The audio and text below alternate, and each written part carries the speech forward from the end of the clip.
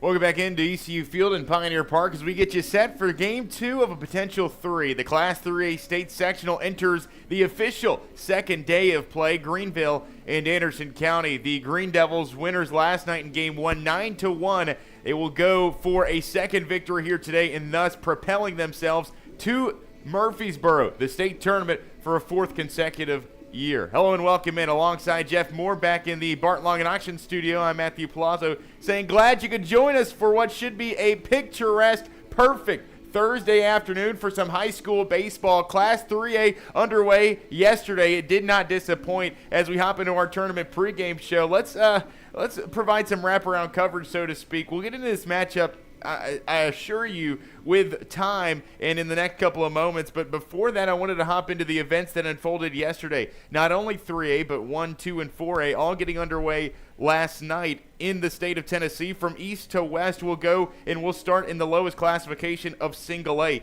University, the school in Johnson City, the Bucks, if you will, they will get underway today from Milligan as they will host Greenback, the Region 2 runner-up. In Region 2, yesterday, well, it was a romp. Coalfield would get victories over Hampton of 4-3 and 11-7. That 4-3 game actually went to 8 innings. Hampton's got an ace who is a really good ball player. He pitches quite well for him. He went to go in that first game, and Hampton was able to take Coalfield, the defending state runner-ups, to the brink, but couldn't quite put him away. Coalfield takes the sectional 2-0. They're the first team in the state tournament for Class Single A. Another team, Sale Creek. Sale Creek defeating Truesdale County 2 games to none yesterday, of 14-4 and 11-3. So Sale Creek is another of that field of 8 that will be representing Class Single A next week in Murfreesboro. Gordonsville would run roughshod over South Pitt yesterday, 2-0. It was Gordonsville 15-5 and 12-0 in their 2 victories. And moving on to the other side, more Middle and West Tennessee now, Richland leading Hollow Rock Brewston 1-0 in their first game. They knock off Hollow Rock Brewston 15-0.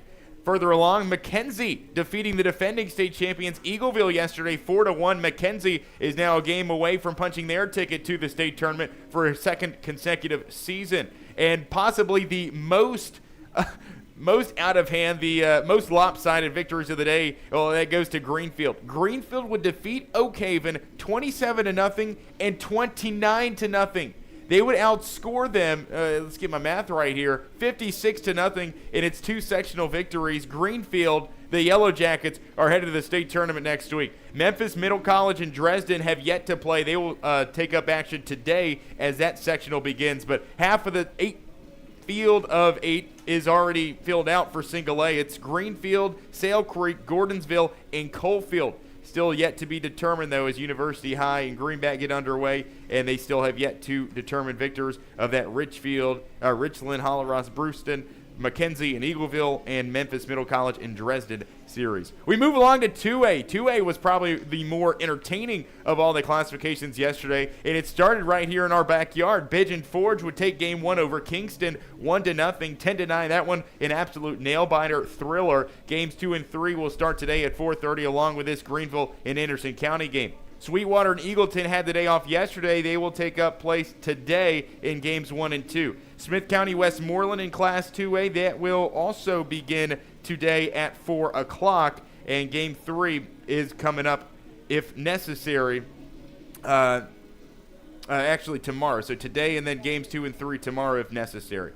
A win by White House Heritage will send them to the state tournament. It's their 5th straight trip. White House Heritage, would win game 1 6-3 over Marion County. They would win game 2 13-6. So White House Heritage is the first 2A participant in the state's tournament after a 2 wins yesterday. Cascade, the consensus number 1 in Class 2A baseball, would get by Huntington yesterday by a score of 2-0. So Cascade is now 1 win away from the state tournament. Game 2 today from Cascade as they play host. It's Milan and Riverside. Riverside, as you know, the team that Greeneville beat en route to its 2018 state championship. They're in action today as they begin that sectional. Westview getting by Melrose yesterday. This was another lopsided affair. 20-0 in game 1 and 16-1.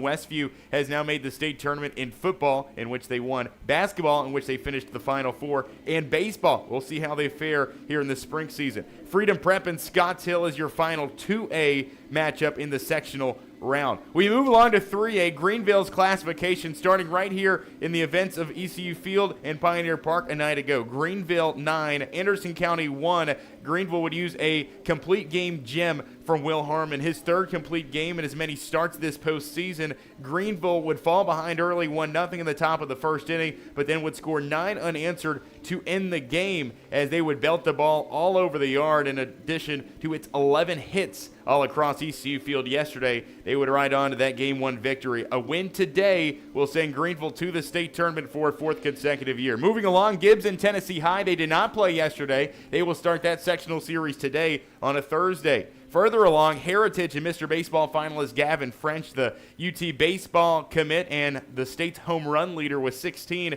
They get by Watertown yesterday 10-2. So Heritage, who Greeneville has lost to this year, is 1 win away from the state tournament. Heritage also the number 5 team in the state. They've been as high as 3 this season.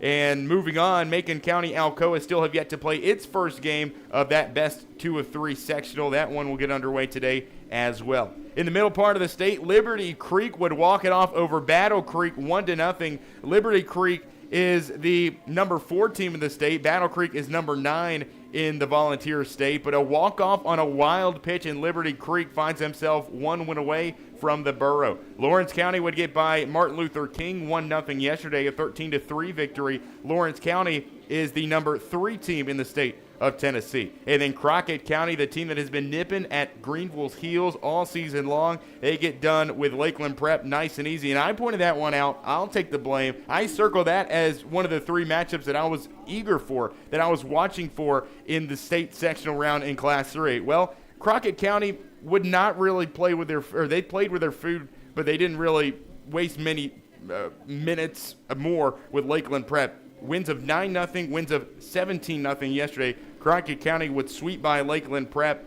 The team that was elevated from 2A from a season ago, they made the state tournament, but Crockett County would wipe their hands with them. 2-0. Crockett County is on to the state tournament. Covington would get by Dyer County 4-2, and that one is an interesting game as well. Dyer County, the 10th ranked team in the state, but Covington, a team who's really come along here recently, knocking off Brighton, a team who Greeneville beat en route to its 2023 championship on the way to that sectional win yesterday. Covington now a win away from punching their ticket to the 3A state title chase. And in 4A, actually I take it back, 4A was the most exciting yesterday. You had Farragut fall behind early to Science Hill 4-1. The Admirals would score back to score 3 to end the game, or 4 to end the game. They would take game 1 5-4 over Science Hill in Johnson City. They are on the road and playing as a visitor.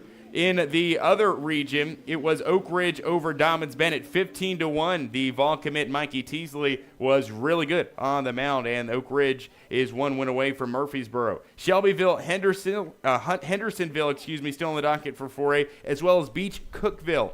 You had a major upset in Class 4A as it was Nolensville over Siegel 5-2. Siegel, a team with 38 wins on this season, the winningest team in the state of Tennessee, but Nolensville would knock them off. Now that series is taking a pause today as Siegel is actually graduating, so they'll take up action tomorrow to finish that sectional series. It was Ravenwood over Riverdale 12-8. They lead it 1-0. Dixon County over Collierville. Collierville, one of the top teams in 4A as well. Dixon County with a big upset there, 5-0 victory. And Houston would win over Clarksville 1-0 is that series lead. Houston would get by 10-0.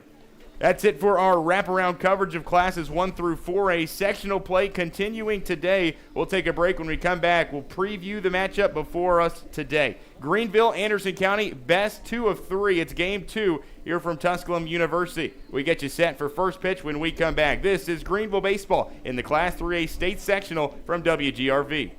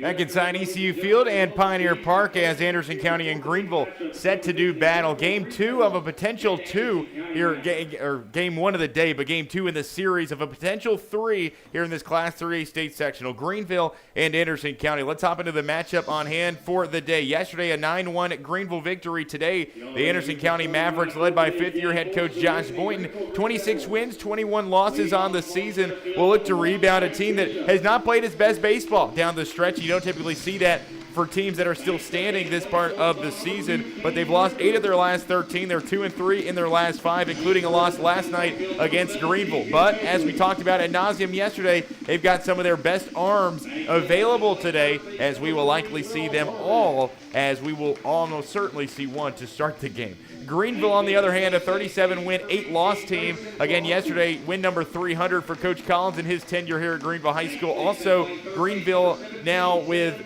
not only the all-time winningest senior class in program history, but also the most wins in a single season in program history. They've got the top 3 marks this senior class, that is, as they notched a program best 37 wins with that victory over Anderson County yesterday. Coach Collins in his 11th season at the helm of the Greeneville Greene Devil baseball program, and assistant coaches Andy Barnett, Randy Richards, and Eddie Spradlin back for another season, as Greeneville will be the visitor team here in Game 2 of the series. They are in the home dugout, however, as they wear the green jerseys, and Anderson County in the cream whites will take the field first, as we'll get to first pitch here in just a moment. Talking about that game yesterday, though, Will Harmon, how could you not start, and just awe about that start that he would have. Get this, Will has had 12 starts this season. 8 of those starts have been complete games.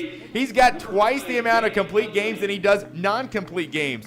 And the opponents that he has had non-complete games have been the best in the state in their respective classifications. Yesterday, Will would go 7 innings pitched, allowing 5 hits, 1 earned run, striking out 7 and walking 1-0. And he would provide his own run support as well, a 2-run homer in the bottom of the second inning. He would do it all on 101 pitches. Now, he will turn the baton over to Randon Fillers, who will get the start on the hill today for the Greeneville Greene Devils, a pitching staff that is as deep as it's been in recent years, more deep than you could argue than last year, and that was a team that could go to the state tournament and win the whole thing, deeper even than 2023. This year, they've got guys galore. Coach Collins says as many as 7 or 8 guys that he feels comfortable with throwing out at a moment's notice. We'll see one of them today, and that's Randon Fillers. He will get the ball first on the mound for the Greeneville Greene Devils. They will grab the bats first. We'll get you to our first pitch and starting lineups after the national anthem and a quick break here from our local station. This is Greeneville baseball against Anderson County in the Class 3A state sectional from 99.5 FM WGRV.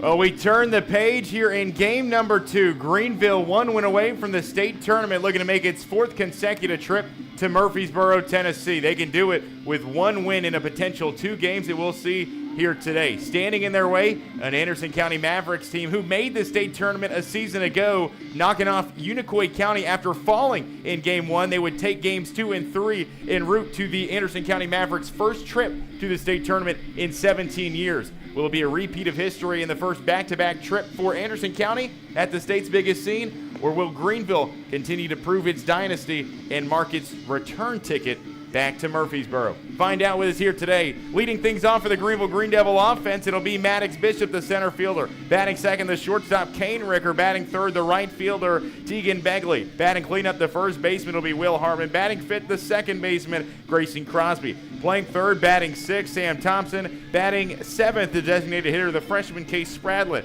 And batting eighth, the catcher, the sophomore, Branton White. Rounding out the order, the senior in left field, Jackson Winter. On the hill for the Anderson County Mavericks, it will be Chris Policio. Policio, the team's leader in ERA here on the season. He has been excellent, but Policio, unlike Unthank and Ridnour, who we expected to get the start, has not really played at the start of that rotation at times this season. He is 3-1 in the win-loss column. He is making his 13th appearance on the season. Policio, 42 1/3 innings of work. He has surrendered now 23 hits, 12 runs, 9 of which have been earned, striking out 71 against 25. He has allowed 1 homer on the season. Policio also, we did not see yesterday, but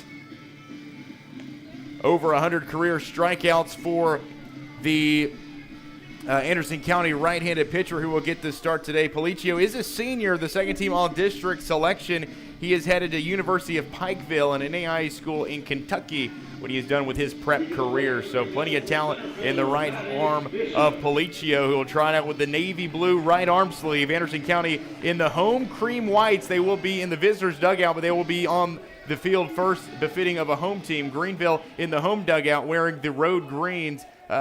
Trying to make sense of it. I know, I certainly struggle with it. Anyways, Greeneville will grab the bats first. Jeff Moore back in studio. Matthew Palazzo saying hello and welcome in. Let's head to state. The first offering is center cut for a strike, and Maddox Bishop will step to the plate after going 2 for 4 yesterday. Now behind quickly 0-1. Glad you could join us here for a Thursday afternoon. Policio kicks and delivers out of the stretch, a slider away, and they'll check the swing down the first baseline. They say he did not go. The count ties up at 1-1. Bishop, the 5'9" senior center fielder, a 4-year starter in the outfield for this Greeneville baseball program, an all-district, all-region selection on the year, a .368 hitter with a .513 on base. Policio kicks, offers. It's a slider away again, missing, and Bishop will jump ahead now after seeing 2 straight balls. Bishop, last year an all-team or a first-team all-conference performer. You see his numbers see a dramatic uptick as well this year with 10 doubles as he has just begun to slug his way to 3 homers, a triple, 25 runs batted in. He also leads the team in walks drawn with 29. He leads the team. He grabbed 2 yesterday to bring his total on the year to 30, which is quite impressive. 3-1 after a ball low. Policio comes set. Looking to avoid this shaky start. Finds the outer edge just off, though, and Maddox Bishop will see 4 straight balls. It'll be a leadoff walk issued to the leadoff batter of this Greeneville offense. We know how critical it is to walk these batters at the top of the order, or the bottom of the order, in fact, when you've got that murderer's row, 2, 3, and 4 of Ricker, Begley, and Harmon. 3 of those guys who lead you in runs batted in, and a large part of that reason is because your bottom of the order and Maddox Bishop has done such a great job at getting on base early by any means possible. This time it's a walk. The first offering to Ricker's letter high fastball for a ball, and Policio has now thrown 5 straight as the junior shortstop Kane Ricker steps in. Bishop takes the lead over at first after walking for the 30th time this season. 30 walks and 30 stolen bags as Policio will keep an eye on the senior base runner over at first. A quick appeal back to the mound. He will go. Beautiful weather on hand here today from ECU Field, Pioneer Park. 62 degrees and partly cloudy. Wind gusts creeping up to 14 as that flag out towards left is at a standstill currently. Ricker sees a fastball, hard of the plate, and the count is knotted up 1 apiece. Bishop will get the lead at first. Tegan Begley awaits in the on-deck circle. Still tied scoreless, top of the first inning here, Greeneville and Anderson County. After a leadoff walk, Bishop will take off here, sliding into second base. He will get gunned down after sliding in head first. The District 4 Player of the Year behind home plate for Anderson County, Nolan Benson, with his second caught stealing of the sectional. And Greeneville, who was looking to get its first base runner in scoring position on the day, will now have nobody on with one out. It's as if the walk never happened as Bishop is caught stealing. That has not happened very often this season. I'll try to get an exact number for you. But as we said, a guy who has stolen 30 bags on the year, certainly Anderson County read the scouting report. 1 ball, 2 strikes. Policio kicks and fires. It's away in the other batter's box for ball number 2. Ricker, an incredible postseason thus far. This series, he's 1 for 4 with 2 runs scored and 2 stolen bags. Leads the team in triples and hits and runs scored. He's belted 57 base hits here this year. The 2-2 is way out of the hand of Policio. And this was even further away from the other batter's box.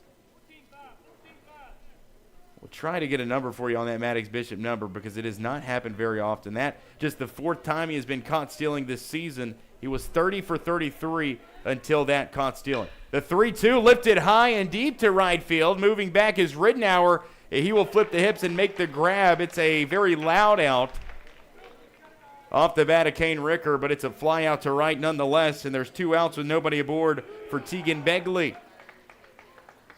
Still scoreless, Greeneville Anderson County game 2 of this best 2 of 3 sectional from ECU Field and Pioneer Park. After Ricker flies out to right, Tegan Begley will stand in. Begley, so impressive. Offensively, he has been terrific. He and Kane Ricker both sharing the district's co-offensive player of the year honors for the regular season performance that each of them had. As Begley takes a rip onto this one, it's grounded hard to the third baseman who struggled getting it out of the glove, and Fletcher's throw to first will be knotted down by Unthank. Fortunately, it'll be kept in front of him, and no damage will be done as far as extra bases are concerned. But that will be a bag there for Greeneville, and the inning will be extended. We'll wait to see the scoring decision on that one. To me, I'm not sure. They call it a single. They say Begley will record the game's first base hit of the day. And so Tegan Begley will be left standing. Hey, that extends his on-base streak. He has reached base now in 33 consecutive games. Got to go back to early April to find the last game that he was not on board, and ever since then it was on base for every single one of Greeneville's games. Lakeway Christian back on Friday, March 20th. That's the last game that Tegan Begley failed to reach. 0-1 as Harmon sees an early strike. Lefty on righty. Policio kicks out of the stretch. Harmon waves and sends it foul off of the screen. And as much as you can talk about Will Harmon's defensive performances throughout this season, offensively he's wielded such an excellent bat. Leads you actually in slugging percentage, a .638 slugger for the District Player of the Year, the tournament MVP, and the All-Region selection. Last night actually, a 2-run homer over the right field wall. The 0-2 is cut on and missed, and the inning is over. Despite this single by Begley, a caught stealing and a strikeout to end the frame, Chris Policio and the Anderson County Mavericks picked up a 0 in the top of the first inning. We'll head to the bottom of 1. Top of the order due up for Anderson County when we come back. Still scoreless here between Mavericks and Greene Devils in this Class 3A state sectional from 99.5 WGRV.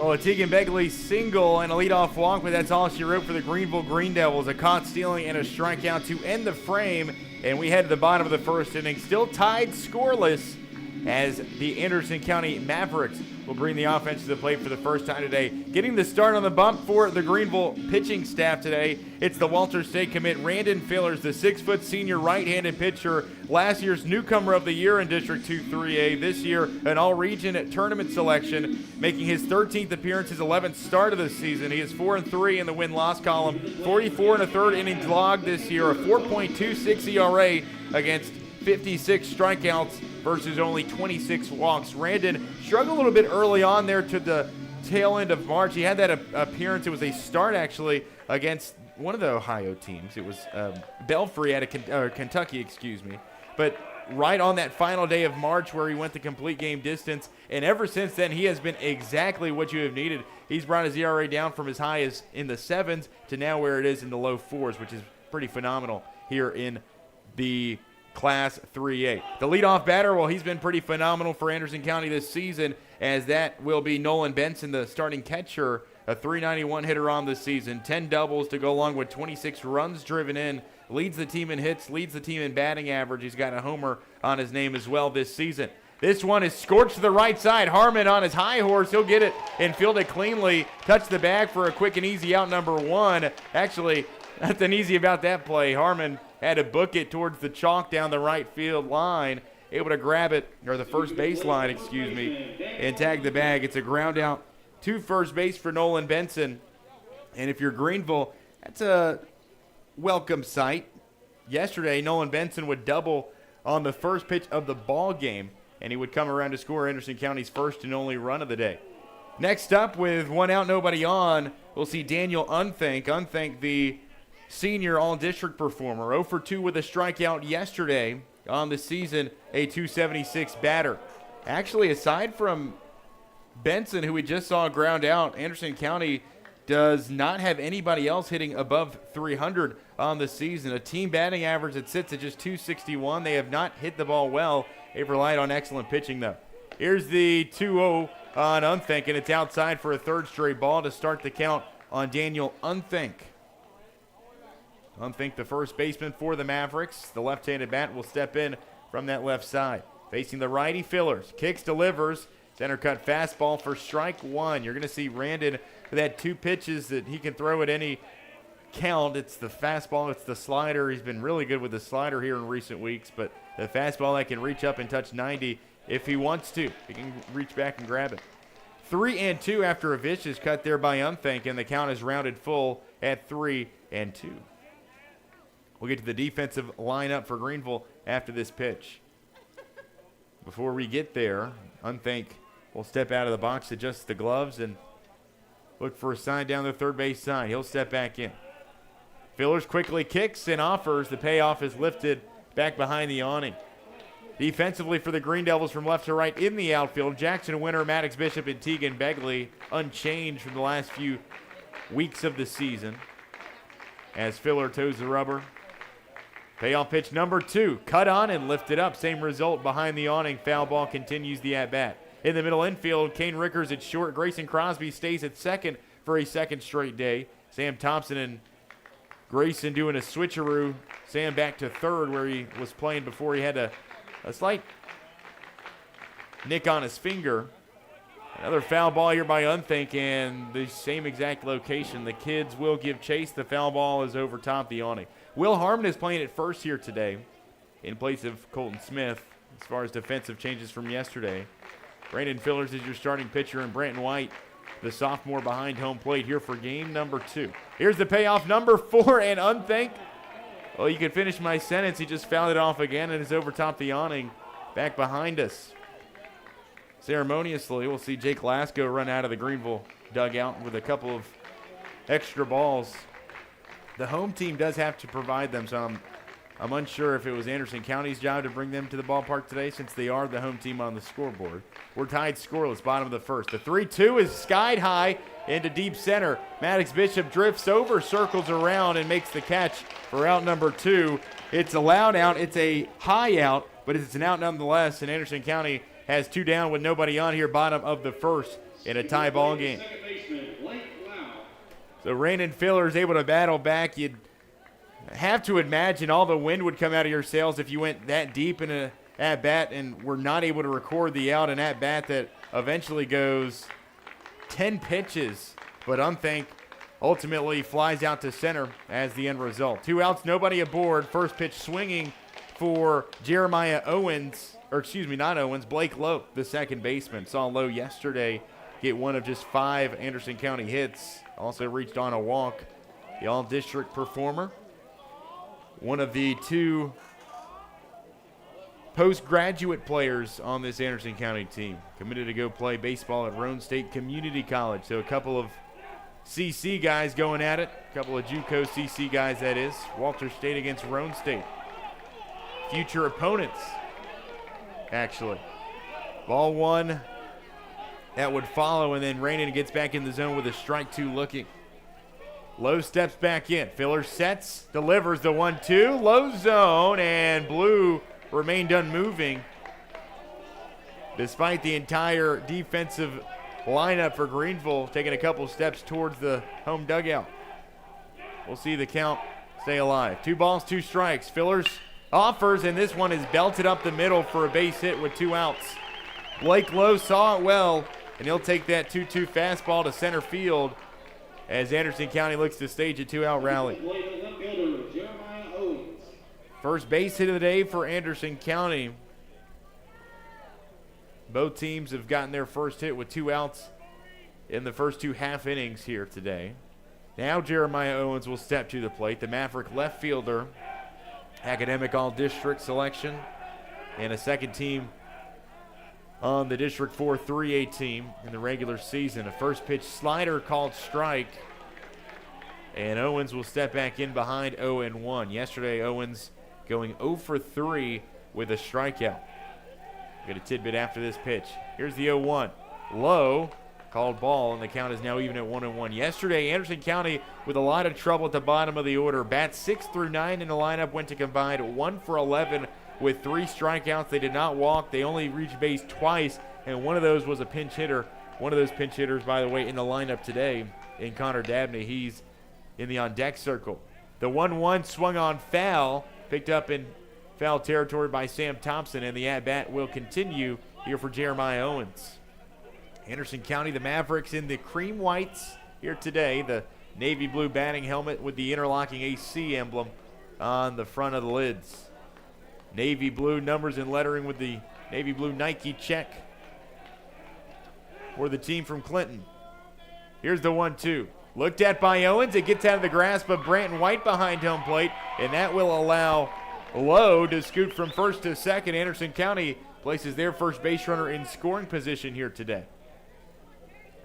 His Greeneville team again in the home dugout, but they are the visitors on the scoreboard. They are wearing the green jerseys with the cursive Greeneville across the chest in black, outlined in white. The gray pants and the black lids, the green G logo on the front. Here's the 2-2. Breaking pitch, and it's bounced in the dirt right before it got to the plate. Owens will see the count move full at 3-2. Rainin Fillers looking to do what Will Harmon did yesterday in the top of the first, and that was escape despite facing some trouble with 2 outs.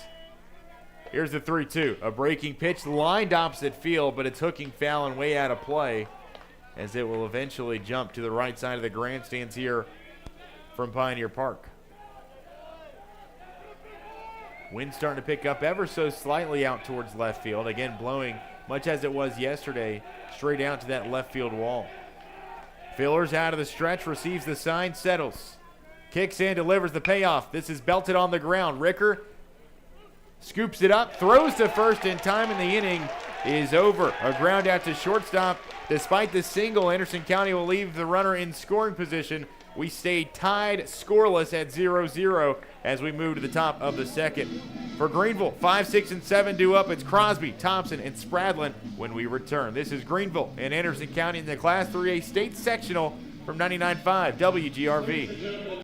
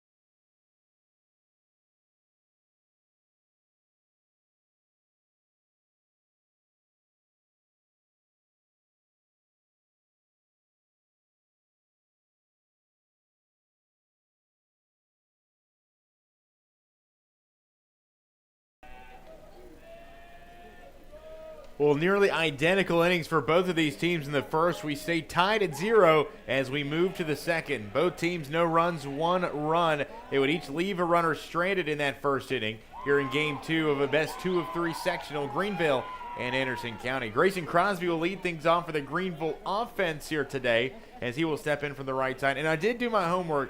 Hey, I told you I had a hunch, and it was ruled correct. Grayson Crosby has seen the most pitches on this Greeneville team this season. Now, he does not lead the team in 6-pitch at-bats, coincidentally, but the point still stands. He is so patient at the plate, and you're liable to see him run up the opponent pitch count to 6, 7, 8 in a given at-bat at any given moment. Here's the 1-1. It's hooking outside for a ball, and Crosby will step back in ahead in the count now 2-1. He'll take his time, continue to degrade that white chalk line between the right-handed batter's box and home plate. And he will step up to the plate once more. Chris Policcio, pretty efficient outing in that top of the first. He'll kick in, deliver here, and it nearly clips Crosby, and it does. He'll wear it off the sleeve. The second time he's been hit by pitch here in this series. And 21st time this season, he will continue to add on to his team-leading total of 21 hit by pitches. Any way you can do it, though, and Crosby becomes the third base run of the day for Greeneville. The first was Maddox Bishop after drawing that first walk, this being the second free pass issued on the day by Chris Policcio. Sam Thompson steps in from the left side. He'll look to push bunt on the first offering, but a strike one will come across high. Anderson County will hold on Crosby at first. Third base playing way in. They know the MO of this Greeneville team. It's sacrifice whenever you get a runner on with less than 2 outs. Policcio settles. Checks the runner back to first. Grayson Crosby, no slouch on the base pass either. Lost track of it, but he's got a stolen base total up in the up-teens. He's been pretty good in that category this season as well. Policcio sends in the 0-1. Thompson squared around a bunt again, but it's inside, it's off the handle, and it's back foul. 0-2, Thompson quickly will fall behind. Hard to believe Thompson, a senior, been to Murfreesboro 3 consecutive trips, a .389 hitter this season. His on base, by the way, 5'11". You've got now Crosby and Thompson, your 6 and 7, or your 5 and 6 batters, both with plus 500 on base percentages. That'll play any day of the week. Chris Policcio's breaking ball is certainly playing early on in this one. An 0-2 breaker that grabs Sam Thompson down looking. 1 out with a runner on first after the strikeout. That's Policcio's second strikeout of the day, and with 1 out and a runner on first, the freshman DH, Case Spradlin, will step to the plate from the left-hand side. Grayson Crosby will grab the lead over at first here in a 0-0 ball game, top of the second. Policcio slides one home, a first pitch breaking ball. He's been unafraid to throw that breaker early on in counts. We've seen Greeneville throughout this year do really well the second and third time through. I guess every team probably going to have more success, but Greeneville especially, they do such a good job relaying information to those on deck and in the hole batters. As the 1-0 will find the zone here for strike one. 1-1. We talked about Policcio being one of 3 arms that we'd likely see today for Anderson County. You've got Daniel Unthink. You've also got Will Rednauer. He's out in right field. Unthink, the first baseman. But both of those guys, the 1 and 2 starters. Policcio, the main guy used out of the bullpen for Anderson County this season. But he is the team's leader in ERA. Here's the 1-1. Swung on and missed by Spradlin. It's a great night yesterday for Case Spradlin. He would go 2 for 2 with a triple and 2 walks in the first game of this sectional series. The freshman continues to just line it up in his rookie campaign. The .370 batter on the season. Here's the 1-2. Looked at outside by Spradlin, and the count moves even at 2 apiece. Case on the year with 7 doubles. He tripled for the first time last night with 15 runs driven in here in his first season of high school baseball. Policcio looks and brings one home. It's the 2-2, and it's very nearly worn off the right leg of Spradlin as he turns in and sees ball 3. The count full at 3-2.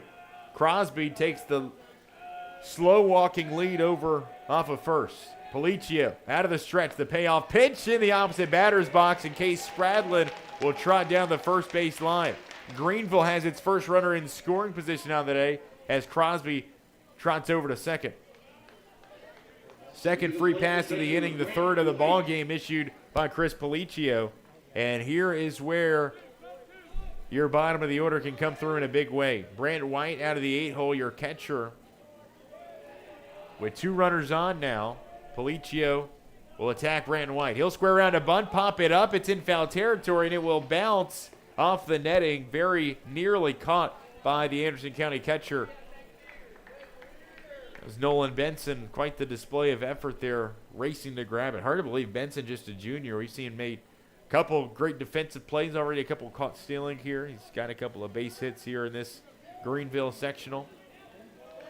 It's an 0-1 count for Brandon White. 2 runners on with 1 out, top of the second. Policio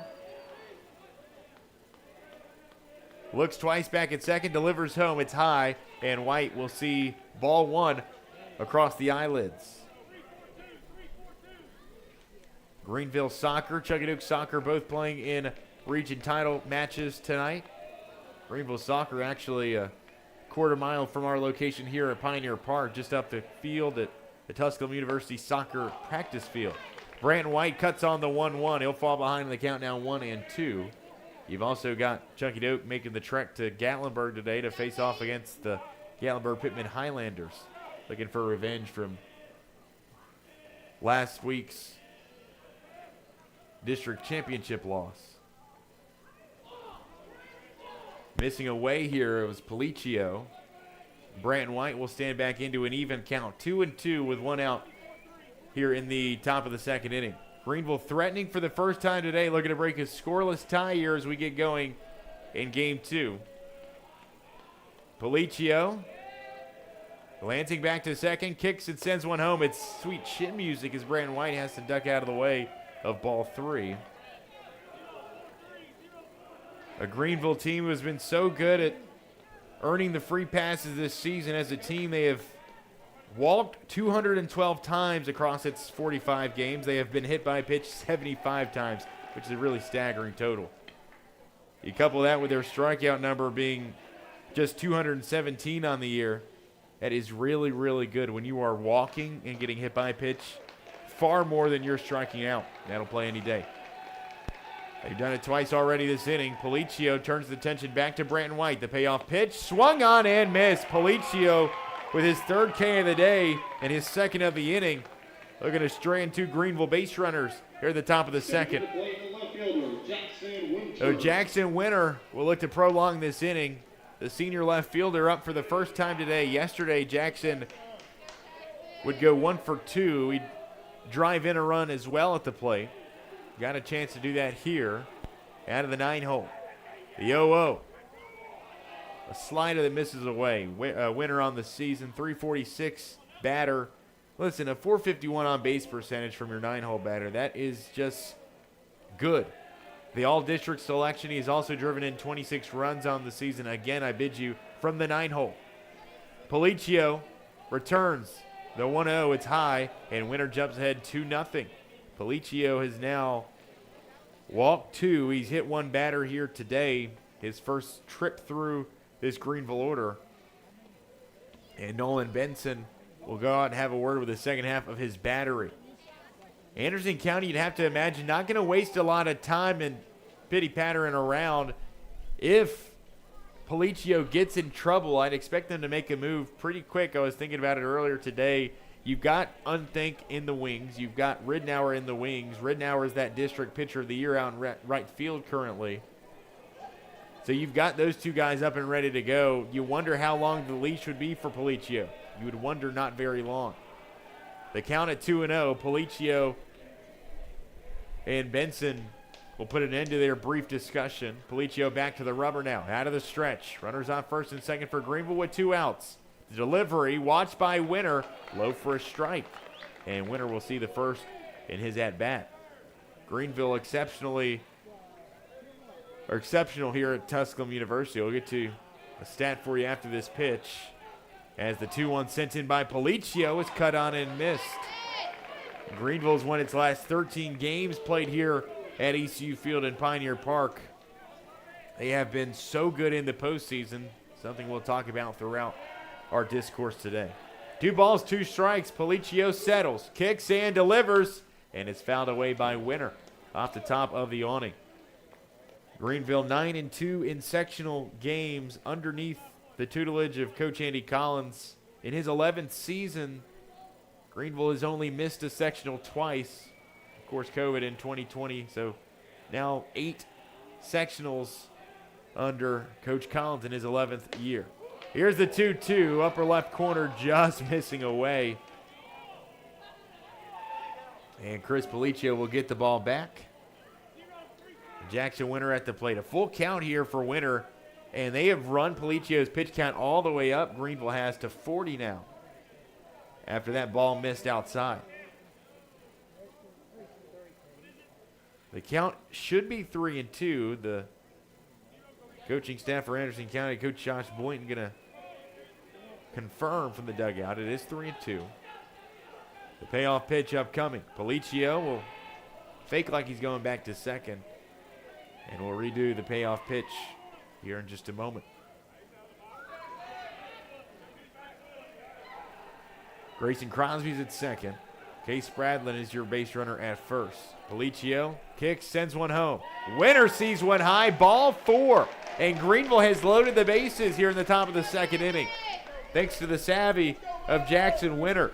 After falling behind early in the count, able to fight all the way back, foul one off, and see balls 3 and 4 come by. Greeneville with runners at first, second, and third, and the top of the order coming to the plate. The first trip through, not very kind for Chris Policio. He walked 3 and hit one other batter. You'll see Bishop for a second time. He was one of the walk recipients his first time up. Swings on the first pitch he sees. It's hooking foul towards the brick wall down the first base side, and Daniel Unthing will make the twisting grab for out number 3. Greeneville will leave the bases loaded at the top of the second. No runs on, no hits, despite the 2 walks and the hit by pitch.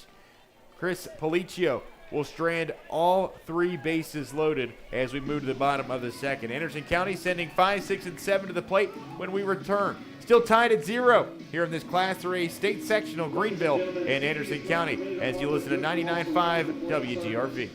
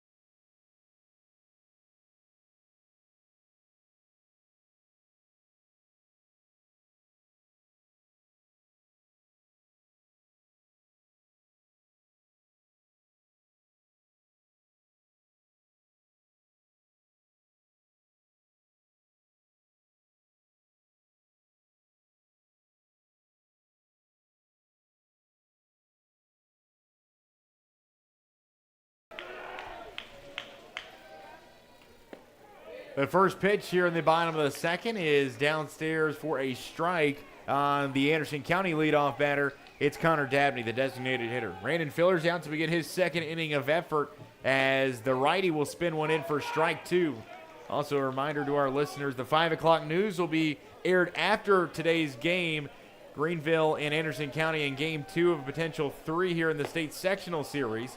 The if necessary game, if Anderson County were to win, will be at 7 o'clock, but there will be a layover of about 25-30 minutes in between games, and we'll get you to that 5 o'clock newscast after that. So appreciate your patience for those tuning in. A couple other newsworthy headlines in local athletics yesterday. We'll get to it after this batter. Here's the 1-2. It's cut on and sent back foul by Dabney. He came in to pinch hit for Anderson County yesterday. He came away with one of the team's 5 hits. Brandon Fillers slowly, after getting ahead early, comes set out of the stretch. Quickly kicks and delivers. It's hooked and bounced off the glove of Brandon White for ball 2. Charles Dabney, Connor Dabney, excuse me, just a freshman, but as they say, he's well put together. Towering figure in that right-handed batter's box. Fillers kicks, sends one home. It's a breaking pitch low for ball 3, and the count is now full at 3-2. Fillers wasting no time. The payoff is fouled away by Dabney off the screen. Good battle here by the freshman DH and Charles Dabney. Keep saying that, Connor Dabney, the freshman. Beg your pardon. When you call the Longhorns instead of the Mavericks, I think you're on a not so solid footing as is. Dabney draws the walk there after battling, falling behind 0-2 early on, and Brandon Fillers will issue his first free pass of the day. Connor Dabney becomes just the second base run of the day for Anderson County. 0-0 here, bottom of the second. Again, for those tuning in for the 5 o'clock news, stay tuned after this game. Currently in the bottom of the second inning, but with this 2-3 sectional, Greeneville will play the if necessary game at 7 o'clock. If they are to play a second game, we'll get you to that 5 o'clock news after our ball game. So appreciate your understanding. Squaring around to bunt here. It's the next batter, and Clay Fletcher. The back pick by White looked like it got him right on the hip. The tag that was by Will Harmon, who was back at first. It was an excellent throw back by Brandon White as Clay Fletcher was looking to get the bunt down. Here with a runner on first and no outs to start the inning. Greeneville very nearly recording outs 1 on the back pick. Fillers out of the stretch, slides home. It's low for ball 1. Clay Fletcher, the man who started the game yesterday for Anderson County on the pitcher's mound. 3 innings, he allowed 7 hits, allowed those 6 runs though, struck out 1 and walked 2, and was pulled after just 62 pitches. The 1-1 is popped off the bat foul as he squared around to bunt. Today, Fletcher, the third baseman for the Anderson County Mavericks. 0 for 3 day at the plate yesterday for the second teamer in District 4-3A.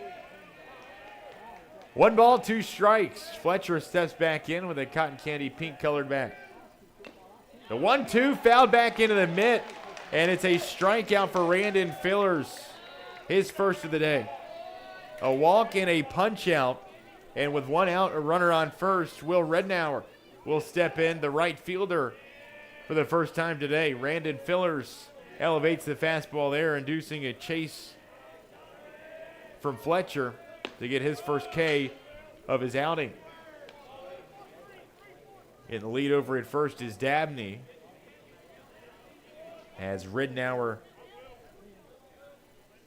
who yesterday was 1 for 3 with a run driven in, will step back into the box. Good pick there back to first base by Fillers, but to no avail. We'll redo the 1-0 pitch as Fillers will turn his attention back to the plate. Rednauer steps in. Fillers settles, delivers. Nice pitch, just missed high. Rednauer is actually the district pitcher of the year in District 4-3A. On the season, a 3.32 ERA. We'll see him likely at some point today. You'd imagine that'd be the case, regardless of how things pan out here in Game 2. Maybe even the next arm we see from Anderson County, as Fillers gets back in the zone with a strike on the outer black. 2-1 the count. Rednauer steps back in. The runner at first, Dabney gets the lead. Fillers gives a couple of quick glances, delivers home. Rednauer waves and misses at strike 2. Fillers has got that fastball dialed in. Man, that thing is a work of art. The fastest and hardest thrower on this Greeneville pitching staff. That's saying something when you're following the act of Will Harmon just a night ago. Here's the 2-2. Breaking pitch just missed away. Had a great movement on it and is just left outside. Rednauer digs into the right-handed batter's box. Fillers glances back to first, delivers home. It's lifted up, foul off the bat of Rednauer. Over top the foul awning. Greeneville Anderson County in game 2 of a potential 3 in this Class 3A state sectional. 1A's already got half of its field of 8 set for next week's state tournament. Class 3A has 1, and that was Crockett County after their sweep yesterday. Can Greeneville become the second team to punch its ticket to the borough? Randon Fillers has back-to-back Ks, and he's looking to do much more than just punch their ticket to the state tournament. 2 outs and a runner on first after back-to-back strikeouts from the senior righty. Chris Policio, the Mavericks starting pitcher, will now step in a righty-righty matchup to face off against his opponent. 2 outs, a runner at first. Policio with a push bunt on the first offering, straight into the glove of Will Harmon, who will run over, sprint, tag the bag for out number 3. So after the leadoff walk, Green Devils go strikeout, ground out to first, and they're out of the inning. We move to the third. We're still tied scoreless. Greeneville and Anderson County here in this Class 3A state sectional from 99.5 FM WGRV.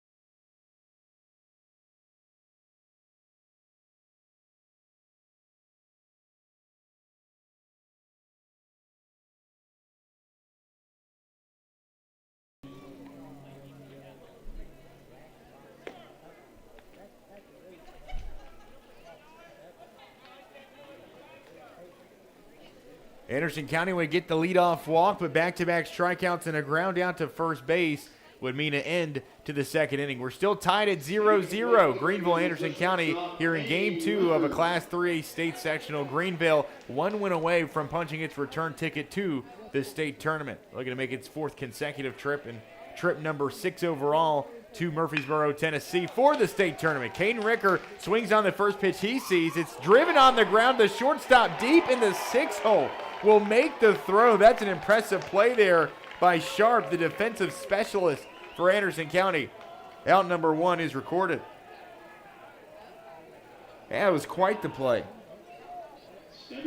Landry Sharp, just a sophomore in that middle infield. He's made a couple of really good grabs there in that 6 hole throughout our first 2 games so far. None better looking than that one right there. Policio settles.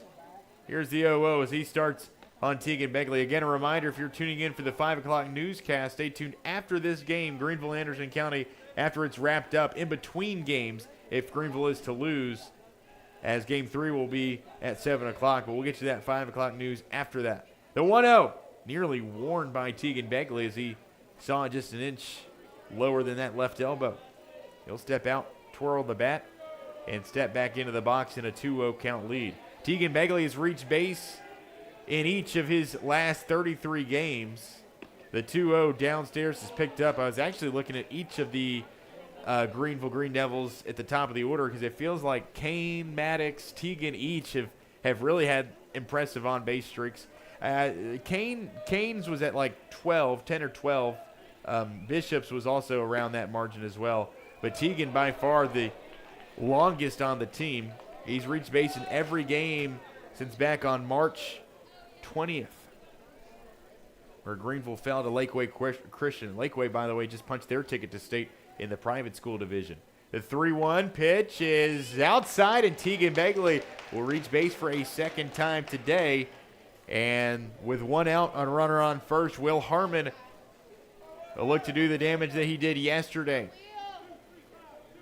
helping his own efforts. The 2-run homer over the right field wall. They traveled 372 feet. It was 98 miles an hour off the bat.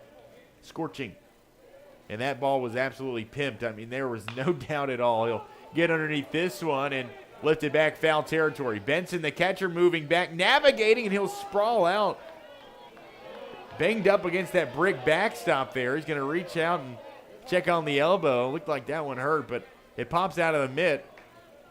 And it is officially rendered just a foul ball, fortunately for Will Harmon. Begley, the runner at first base. Coach Boynton comes out of the Anderson County dugout. I believe they're going to give Benson some time to shake it off. The umpires will converge, and they'll have a discussion. Coach Boynton pretty, as you could say, illustrated over there coming out of that third base dugout. Not sure what that would be about. There was no interference even in the vicinity there. Coach Andy Collins is now called out, and he'll take a stroll out to where I can only imagine what this is about. He'll take a walk towards where the Greeneville student section is seated, right behind the home plate backstop. A day ago, the student body showing up in full force with shirts off and chest painted. Today, no paint, no shirts off or anything, but apparently making their presence known as the officials get together and have Coach Collins go and have a word with that student section. I mean, come on, you're going to let the coach go and have a word? I mean, I'm not sure what you're looking to get at there. I'm sure nothing productive is going to come from that. It will certainly incite some energy into the Greeneville crowd. 0-1 the count as Will Harmon steps back in. Policio out of the stretch. Slides home. Harmon swats one, hooking towards the left field gap, and quickly converging the center fielder, knocked it out of the left fielder's glove. Harris and Owens both charging in. One of them forgot to call off the other, and this is a massive mistake for Anderson County. Will Harmon will reach thanks to the Maverick error, and Greeneville has runners on first and second with just one out. My goodness. Harris, the center fielder, was the one who came charging over late. And Owens, who was clearly in the better location, in the better spot to field it, gave way, and Harris just came and plumb knocked it out of his glove. They both got there at nearly the same exact time. Crosby hits one opposite field, diving out, stopping it at second base is low. He'll make the throw to first to grab Crosby. It's a fielder's choice, and he will choose to grab Crosby out at first. That's a great diving catch there by Lowe. Potentially a run-saving stop, as we will see Greeneville, who left the bases loaded back in the second, have runners at second and third here with 2 outs. All told, they've left 4 on base to end the inning in the first 2. Policio kicks, fires. The 0-0 lifted up by Thompson towards the left center gap again. This time it's put away by Owens, and the inning is over. So despite the scare and Anderson County error, they will go ground out, fly out to end the frame. We're still tied at 0 as we enter the bottom of the third inning. 9-1-2 due up for the Anderson County Bats when we return. This is Greeneville and Anderson County in the Class 3A State Sectional from WGRV.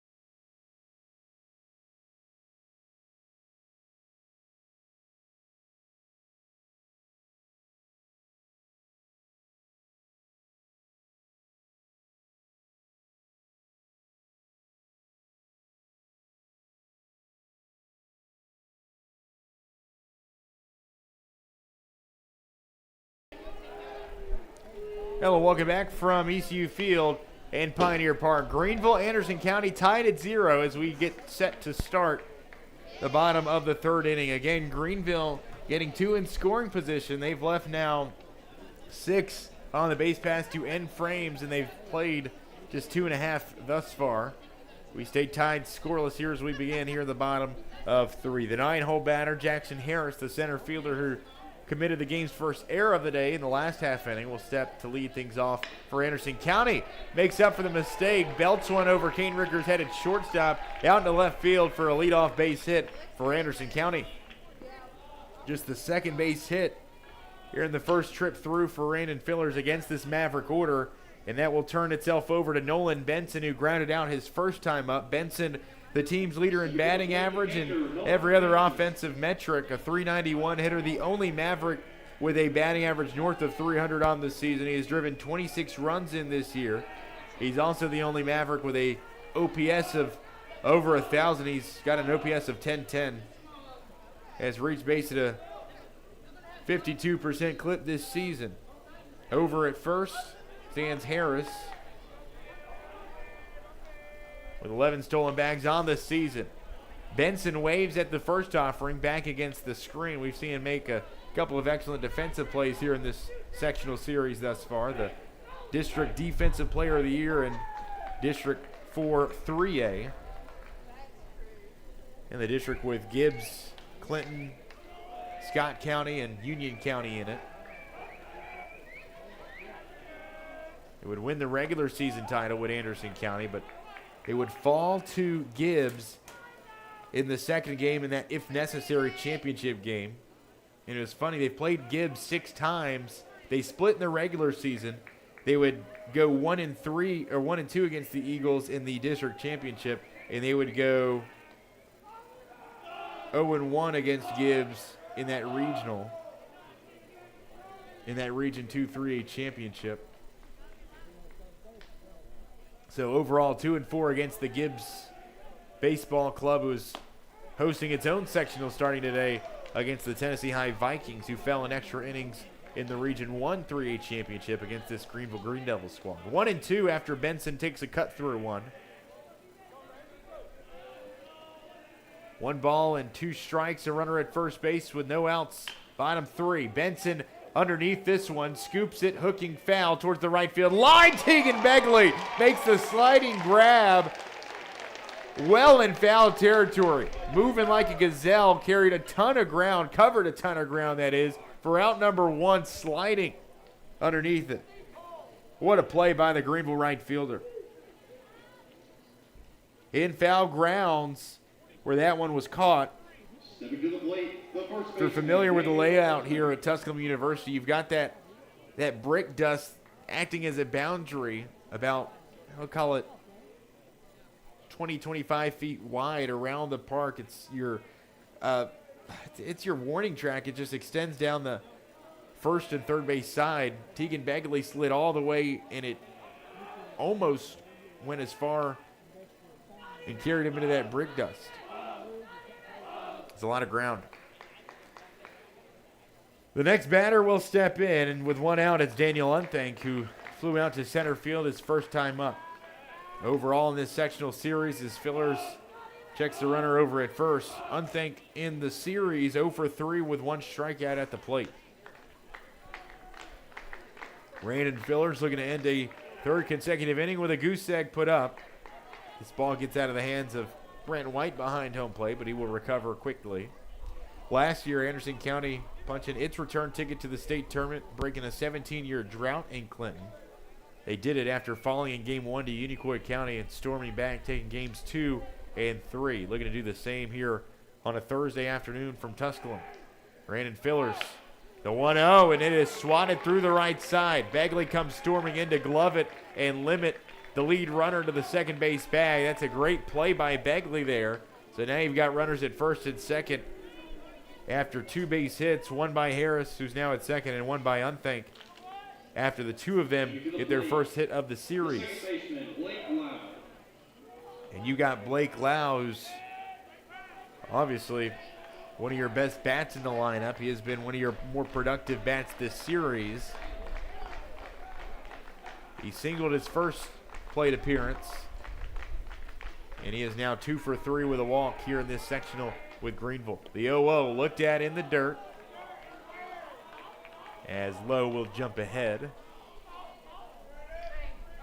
Anderson County with 2 on, 1 out here in the bottom of the 3rd inning.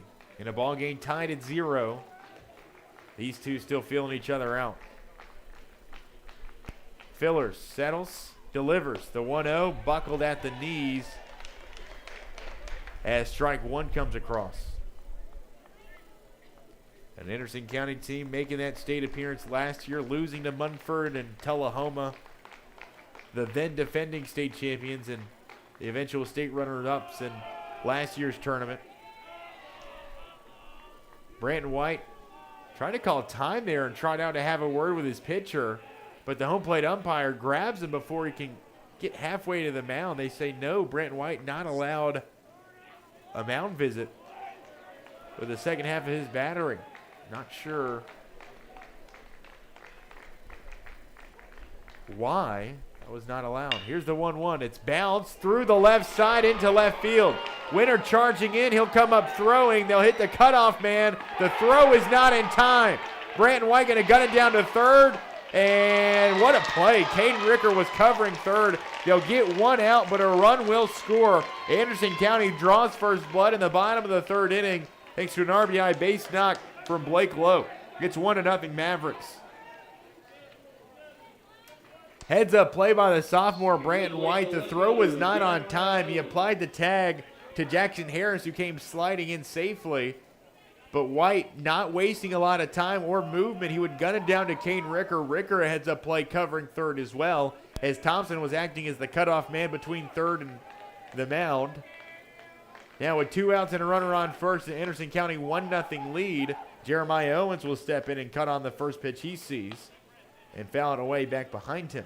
0 for 1 with a ground out so far is Owens. A combined 0 for 4 with a strikeout here in this sectional series. What a series it's been for Blake Lowe, though. He is currently 3 for 4 with a run batted in and now a walk and a pitch that just gets out of the hand of Brandon Fillers a little awkwardly, and he's kind of slow now, wobbling around the mound, reaching towards that left ankle. This is not a good sign for Brandon Fillers or this Greeneville pitching staff. You'll see Coach Boynton come out of the Anderson County dugout as well. After the hit by pitch, Coach Collins and the Greeneville athletic training staff will also make their way out to the hill. And Fillers just came up a little gimpy, reached towards that left ankle. A pitch that just got out of the hand at the odd angle. Becomes just the second free pass issued on the day by the senior right-handed pitcher.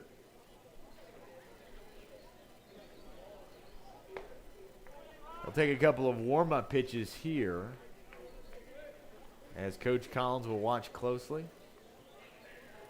Connor Dabney, who drew the walk his first plate appearance, is up to the plate now. That was the last free pass and the first free pass that Brandon had issued here today. Anderson County currently leading at 1-0 on an RBI single through the left side by Blake Lowe. The damage limited, though, as Brandon White was able to grab the lead runner there at third base after the failed tag at home plate. So it looks like Brandon Fillers is going to work through this. The Walter State commit shaking it out currently after a few warm-up pitches. Will be allowed back on the mound. He'll kick some dirt and step back on the rubber. Here were 2 outs, runners at first and second for the Anderson County Mavericks, who have taken the first lead of the game. Offensive time called by Connor Dabney, the DH, who steps back in and back in. Back out and back in. Just a freshman. The pinch hitter came in a spot hit scenario yesterday and came up big with a hit for Anderson County. Today, the walk drawn. The 0-1 waved at and missed. Brandon Fillers looking for a big bounce back here after coming up with that lower ankle irritation. Filler settles, fires the 0-2, low and away. You can tell Filler's reaching back. He's grabbing a little something more, a little something extra on these previous 2 fastballs. 1 ball and 2 strikes, but the adrenaline is pumping. Dabney steps in. The 1-2 offering, swing and a miss. Brandon Fillers will strand 2 after allowing a second on board. Anderson County, though, does strike. An RBI single by Blake Lowe makes it 1-0 Mavericks as we enter the top of the 4th inning. Bottom of the order due up for Greeneville, 7, 8, 9. Spradlin, White, and Winter when we come back. Greeneville trails when we come back to the park. You're listening to Greeneville Baseball in the Class 3A Sectional from 99.5 FM WGRV.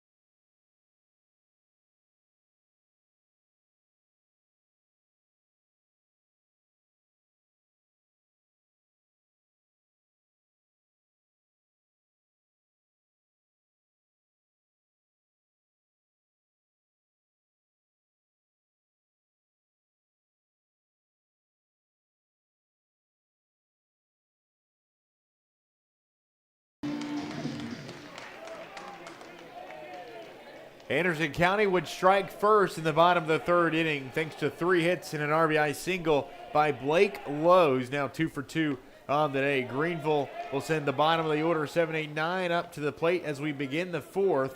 Stepping into the left-handed batter's box to begin the inning, it is Case Spradlin, the freshman DH so far today, who has drawn a walk. Still across from him, Chris Policio, who has dealt well in his first 3 complete innings, has stranded 6 runners left on base here today for Greeneville. He left the bases loaded back in the 2nd inning. They left 2 on board to end the 3rd. Policio, who has surrendered just 1 hit, has struggled a bit with the free passes. He has walked 4. He has allowed 1 hit by pitch already this afternoon. Spradlin steps out after seeing strike 2 looking. We'll dig back in, down 1-2 in the count. Policio playing a whole lot of space behind him. The infield playing way back for Anderson County. Here's the 1-2, kicked in, and Spradlin will see it a few inches above the dirt. 2 balls, 2 strikes as Policio readies to get back to work. The right-hander kicks and fires. Spradlin sees it high for ball 3, and the freshman moves the count full at 3-2.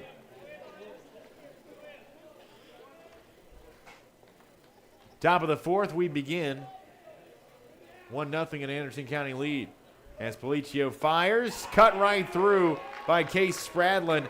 Yes, the location has sometimes been an issue. The free passes have, but the strikeout stuff has been there as Chris Policio records his 4th punch out of his outing. Quite the start it's been for Policio.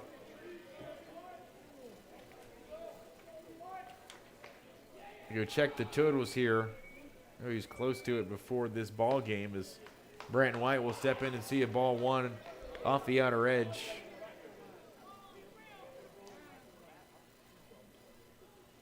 That's strikeout number 75 on the season for Policio, who comes in as the team's leader in punch-outs by a large margin. Led second place by 12 entering today. Also the team's leader in ERA, a sub-1.5 ERA. The best reliever used out of this Anderson County bullpen, well, they pegged him as the Game 2 starter, and he has been efficient, and not necessarily efficient, but he has been effective as he has allowed 0 through these 3 innings of play. 1 out, top of the 4th. 2-0 count for Brandon White. He'll poke 1 foul back against the screen. The shadow now cast by the foul on it here at Pioneer Park, extending right towards that batter's box that currently covers up half the body of Brandon White and the full body of the catcher and home plate umpire as it continues to creep out into foul grounds, or fair grounds, I should say. The 2-1 pitch. It's a strike looking against Brandon White here. He sees the count now tied at 2-2. Policio working out of the stretch, settles.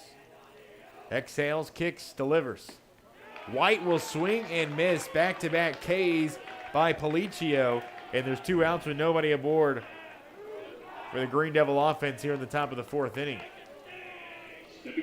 Jackson White will make his way to the plate now. He's drawn a walk here today in this sectional. He is 1 for 2 with an RBI and a walk drawn. The senior left fielder digs in to face Policio for the second time. First pitch, a heater away, will miss as Winter jumps ahead in the count 1-0. Another good crowd on hand here for an earlier first pitch. Got started 4:30 this afternoon from Tusculum University. Now, about an hour into this game, we've seen a lot more fans start to trickle in. Still heavily partisan favor for Greeneville, as they have the majority, about 90-10 as far as percentage is concerned. Policio fires the 1-1. It's a called strike on the outside corner. Winter could only watch.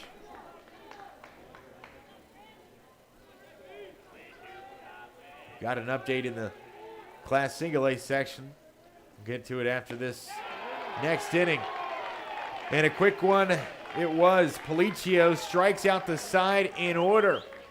And we're halfway through. Anderson County 1, Greeneville 0. We're headed to the bottom of the 4th inning. 6, 7, and 8 due up when we come back after Policio strikes out the side. You're listening to Anderson County and Greeneville in the Class 3A sectional here on WGRV.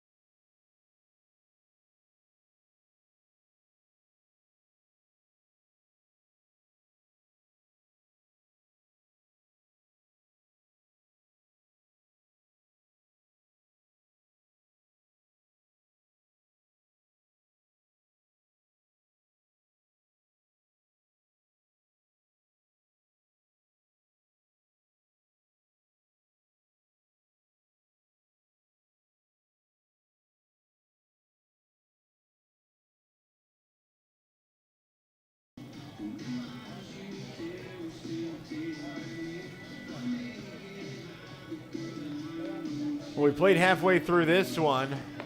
Through 3.5, it's Greeneville 0, Anderson County 1. The Mavericks playing as the home team here in Game 2 of this best 2 of 3 sectional. Greeneville batted first, and Anderson County thus will field last. Chris Policio has been excellent as he strikes out the side to get us here in the 4th inning. We do have a score update in single A affairs.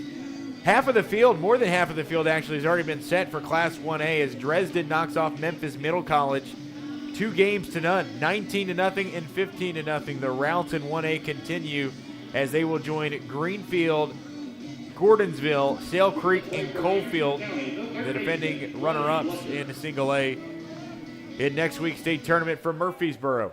In 3A, still a lot to be determined, as some tournaments have not even begun just yet. They took the day off yesterday. They will begin today. But you've got Greeneville, Heritage up 1-0. You've also got Liberty Creek and Lawrence County, along with Covington, all leading 1-0 in their respective series. Crockett County, the only team in 3A that has punched its ticket. And it'll be a leadoff single here for Anderson County as we hop into the bottom of the 4th of this Class 3A sectional. For Anderson County, Clay Fletcher able to poke it right up the middle. A chopper. That's good for Fletcher's first hit of the sectional. Anderson County, who was held to just 5 hits in the entirety of the ball game last night, has already mustered 5 here today.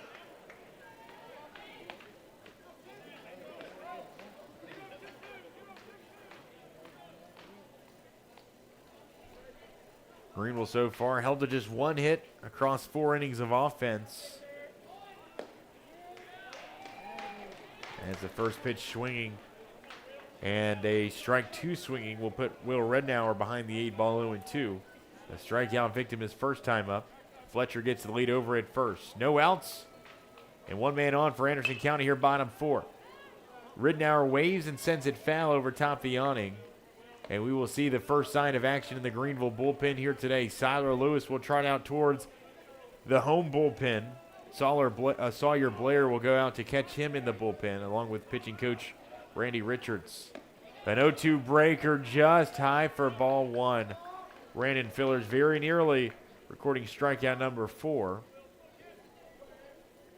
It's been pretty good work so far from Brandon Fillers. The Greeneville offense has just gone quiet here today, facing the best arm for Anderson County. 2-2. After a ball missing high. Fillers looks to rebound. Slides home, a swing and a miss by Ridnour. And it's strikeout number 4 for Brandon Fillers. Second time Ridnour goes down by way of the K. And Greeneville records the first out of the inning. 1 out, runner on first, bottom of the 4th. In a 1-0 Maverick lead, a low-scoring ball game so far. Were Anderson County to win, it would force the if-necessary game tonight at 7 o'clock in a winner-go-home matchup. Already a winner-go-home matchup here for Anderson County. They lose, their season comes to an end. Greeneville's season picks up next week for Murfreesboro at the Class 3A state tournament. Here's the 1-0, a push bunt here by Chris Policio just inside the foul line. Is picked up by Harmon. He will tag Chris Policio. It is his second ground out of the game, this time just right in the glove of Will Harmon. You wonder why you choose to sacrifice there with 1 out. It advances Fletcher from first to second. But now you've got your 9-hole batter, Jackson Harris, who singled his first time up. We'll see if it pays off for Anderson County. They trade a base for an out. Fletcher hits the lead off second as Fillers delivers ball 1 in the dirt. 1-0 the count here for the left-handed batter, Jackson Harris.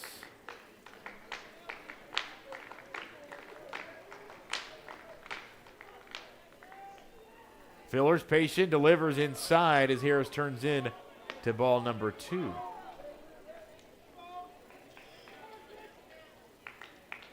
Fillers on the year, a 4.26 ERA, the all-region tournament selection. He has done so well here in the last month and a half of the schedule. You called on him here for the Game 2 start. Can he pull through? This is poked through the right side by Harris. Begley comes in, fields it off the turf to throw all the way home, and Branton White came all the way out. He didn't stay at home plate. Instead decides to knock it down. It looked like the throw from Begley was definitely going to be on target. It might have been on time, but Branton White comes about 10 feet in front of home plate to knock it down, was trying to make the throw to second instead, and it negates the could-be run-saving throw by Begley to home. It's the second single of the day for Jackson Harris, who has really come through for Anderson County there at the bottom of the order. This time, it's an RBI base knock with 2 outs, and Anderson County will take a 2-0 lead. Harris gets the lead at second, and Nolan Benson will see strike 1 at knee level. Benson, the team's leader in batting average.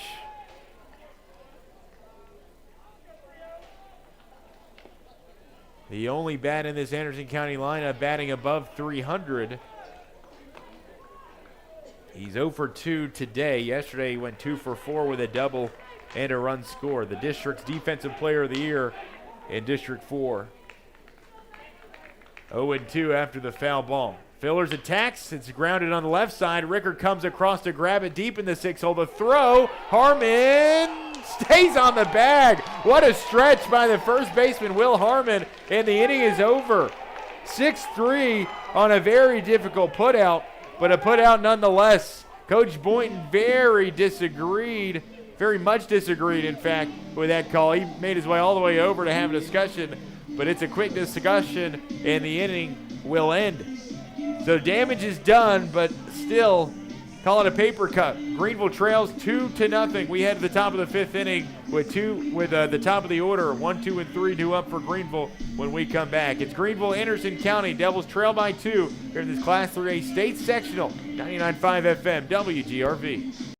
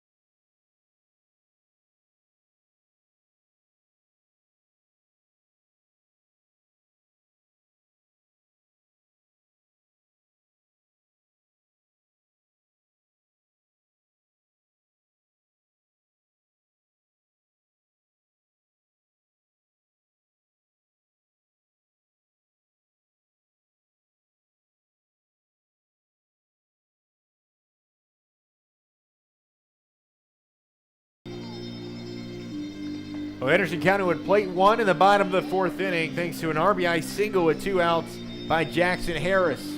Now a 2-0 Maverick lead, as we move to the 5th inning of play. Chris Policio has been fantastic for Anderson County, their best arm as far as ERA is concerned, the leader in strikeouts on this Maverick pitching staff.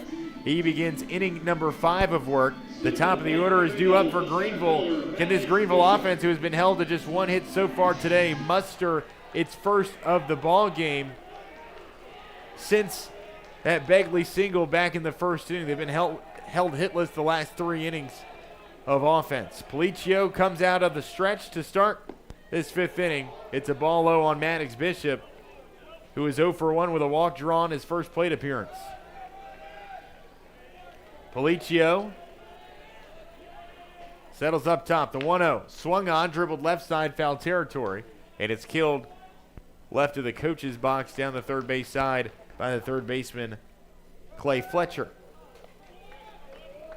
1-1, the count now tied up for Maddox Bishop, the all-district, all-region center fielder for this Greeneville Greene Devils squad. 2 for 5 here in this sectional so far with a run scored, 3 stolen bags, and a walk drawn. 2 walks drawn now, in fact. A breaking pitch out of the zone for ball 2. Policio has struggled a bit with the location. 4 walks and a hit by pitch today, but he's been able to strand 6 Greeneville base runners to secure and hang on to this 2-run lead. The 2-1 is belted high and deep to left field. All the way back to make the grab was Jeremiah Owens. Maddox Bishop hit that one about as well as he could. It's out in nearly every other ballpark that you'll play in this season. The bad part about it is it's hit to one of the deepest corners of the park, down to that left center gap, and Owens made quite the play, sprinting back to his left.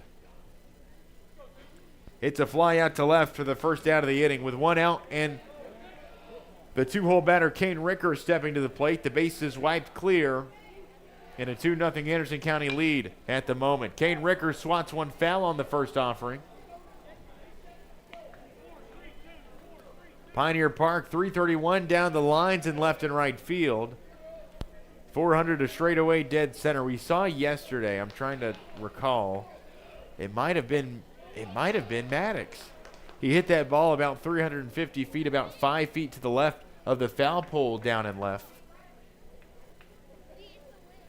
As Policio looks to get back on track against Ricker. The 1-1 away, and it's a called ball as the junior shortstop will step back ahead 2-1.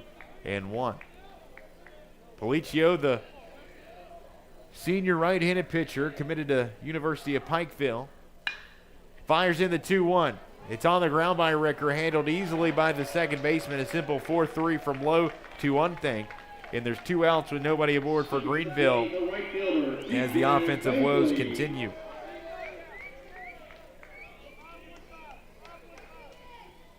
Now 7 straight retired by Chris Policio.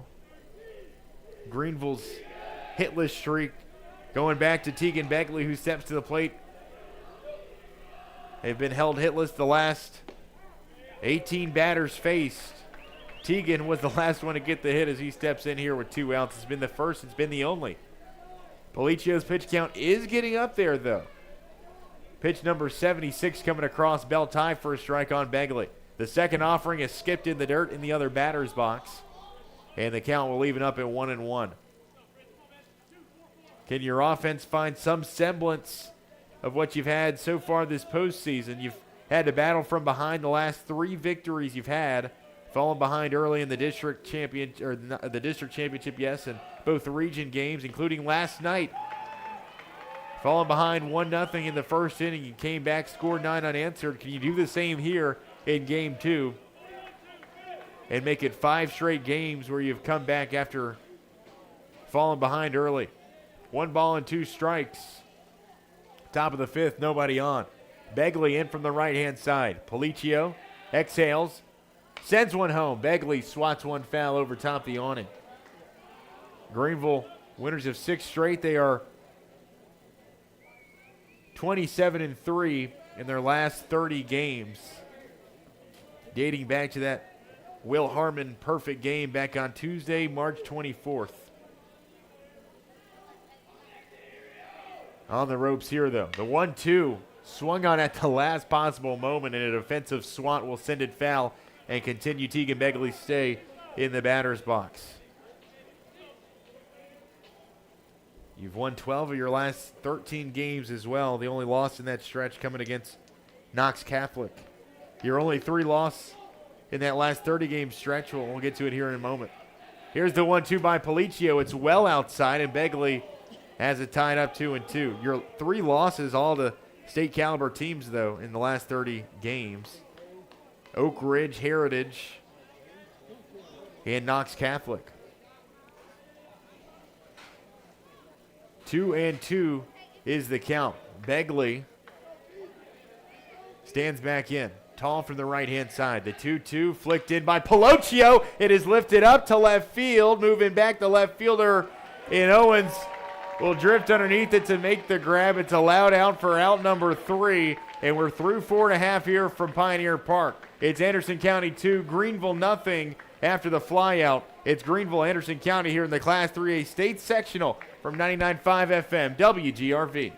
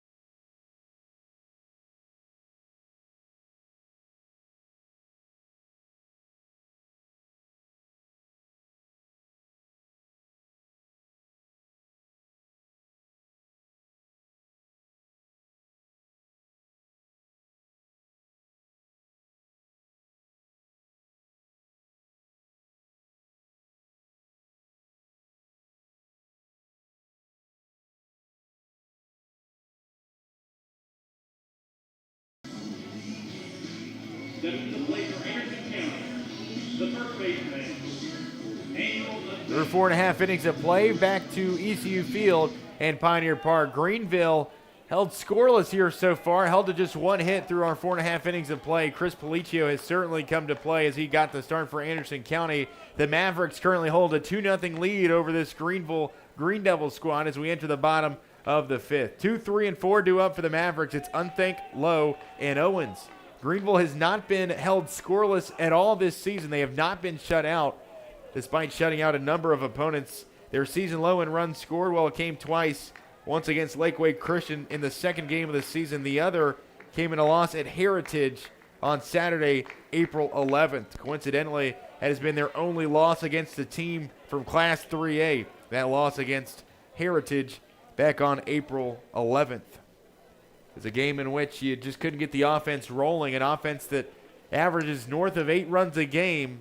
Can you get it rolling here in the last 2 at-bats that you'll have in the 6th and the 7th? The 1-2 pitch by Fillers, swatted up into the left center hole. Moving back, it's Maddox Bishop running back to his right to make a very athletic grab for out number 1. First out of the inning is recorded. Stepping to the plate, the second baseman, Blake Lyle. Doesn't get talked about enough because of the ease that he plays the position at, but Maddox Bishop has played such an excellent defensive center field for you this season. A 4-year starter out in the outfield.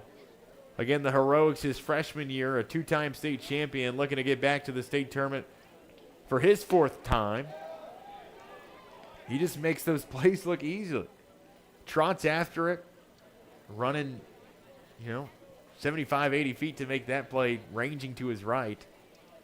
Here's the 0-1. It's downstairs. Stepping back in, Blake Lowe. He's been the hero for Anderson County here today. 2 for 2, an RBI single his last time up to bring in the second run of the day. How about the sectional that he has had? 2 hits tonight. He had 1 last night. Combined 3 for 4 with an RBI and a walk here in this sectional series.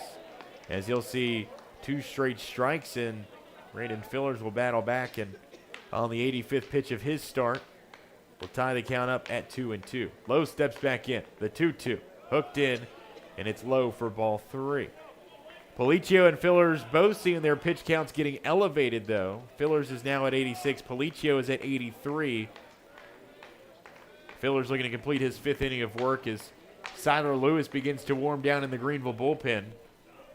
He got started last inning. We'll see how much longer release Raiden Fillers will have. This is bounced on the 2-2. Over to shortstop. Kane Ricker will make the throw for an easy out number 2.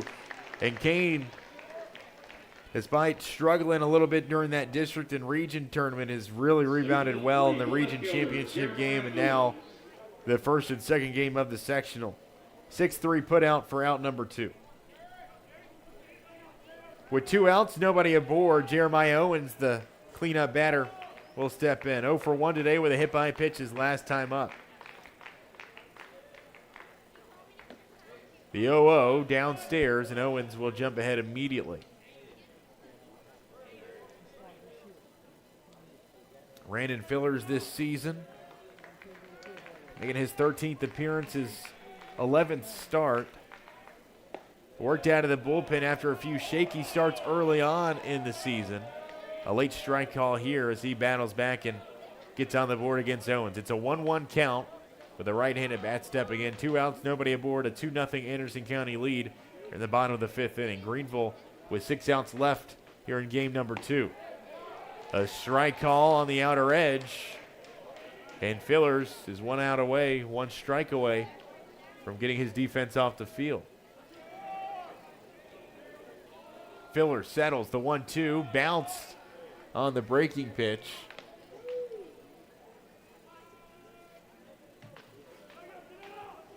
That shadow cast by the foul awning now all the way out, extended about midway between the home plate and the pitcher's mound. The 2-2 breaking ball is just inside and at the feet of Owens.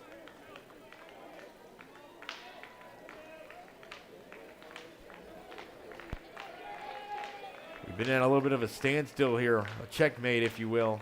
A stalemate, that is. Owens swats one up in the air, hooking towards deep center field. Maddox Bishop again makes it look so easy. Effortless, almost. 3 outs. A quick 1-2-3 inning as Raiden Fillers is able to sit down the side. We move to the 6th, top of the 6th, where we'll see the middle of the order, 4, 5, and 6. Harmon, Crosby, and Thompson when we come back. Greeneville down to its final 6 outs. They trail by 2. It's Greeneville and Anderson County in the Class 3A State Sectional, 99.5 WGRV.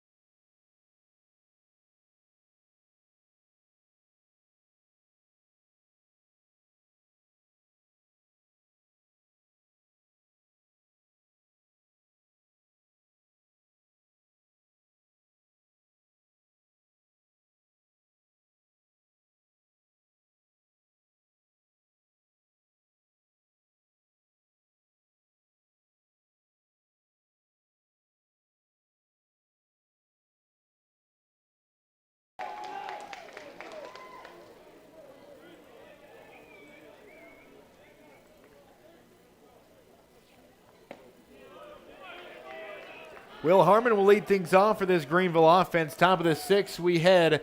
Greeneville has been held scoreless so far. They've been 1 hit through 5 innings of work. 2-0 Anderson County leading here in Game 2 of this sectional series from Tusculum University. But all that can change with one swing of the bat. Will Harmon stands in, the tying run in the on-deck circle. Will Harmon, so far today, I'll tell you what he's done. He's struck out. He's reached by air his last time up. That was that funny pop out to left center field where the two converged onto it. Neither came away with it. Left him up stranded. Speaking of stranded, Greeneville has left 6 runners on base here today. Anderson County has left 5 of their own, but they have also cashed in. Anderson County 2 runs on 6 hits thus far. They have committed the 1 error. Greeneville so far errorless in this one as Chris Policio battles back and forth here with Harmon. And the count will move to 1-2 after he sees the first ball of the at-bat. Policio settles out of the stretch. Kicks and delivers. Harmon waves at one foul over top the canopy. And boy, I hope we can see him in a Tusculum Pioneer jersey for years to come. Maybe we can see some more outings like he's had here in this postseason. The best stat that I've been able to gather, and this has been the best stat, listen to this. He has pitched in 12 starts this season. 12 starts. He has pitched 8 complete games. 8 of his 12 starts have gone the distance. He's got twice the number of complete games than he does non-complete games. That is just mind-boggling. He's also come in to record 3 saves as well. He has been everything and much more than you could have ever hoped for here in his senior season. The 2-2 is belted through the right side. Will Harmon gets Greeneville's first hit since the first inning of the ball game. And that will break up the hitless spell for this offense, perhaps even wake them up. A timely, much-needed base knock into right field, and Grayson Crosby will step to the plate. A hit-by-pitch and a ground out so far today. No outs, a runner at first. Will Harmon will trot out the base, draw off the base pass rather, as Aiden Freeland will go and run the bases for this Greeneville baseball club. Coach Collins makes his way down third base line to make the home plate umpire aware of this decision. He'll then turn to the Anderson County dugout and confirm. 2-0 Anderson County leading Greeneville here in the top of the 6th. But the tying run steps to the plate. That tying run is Grayson Crosby.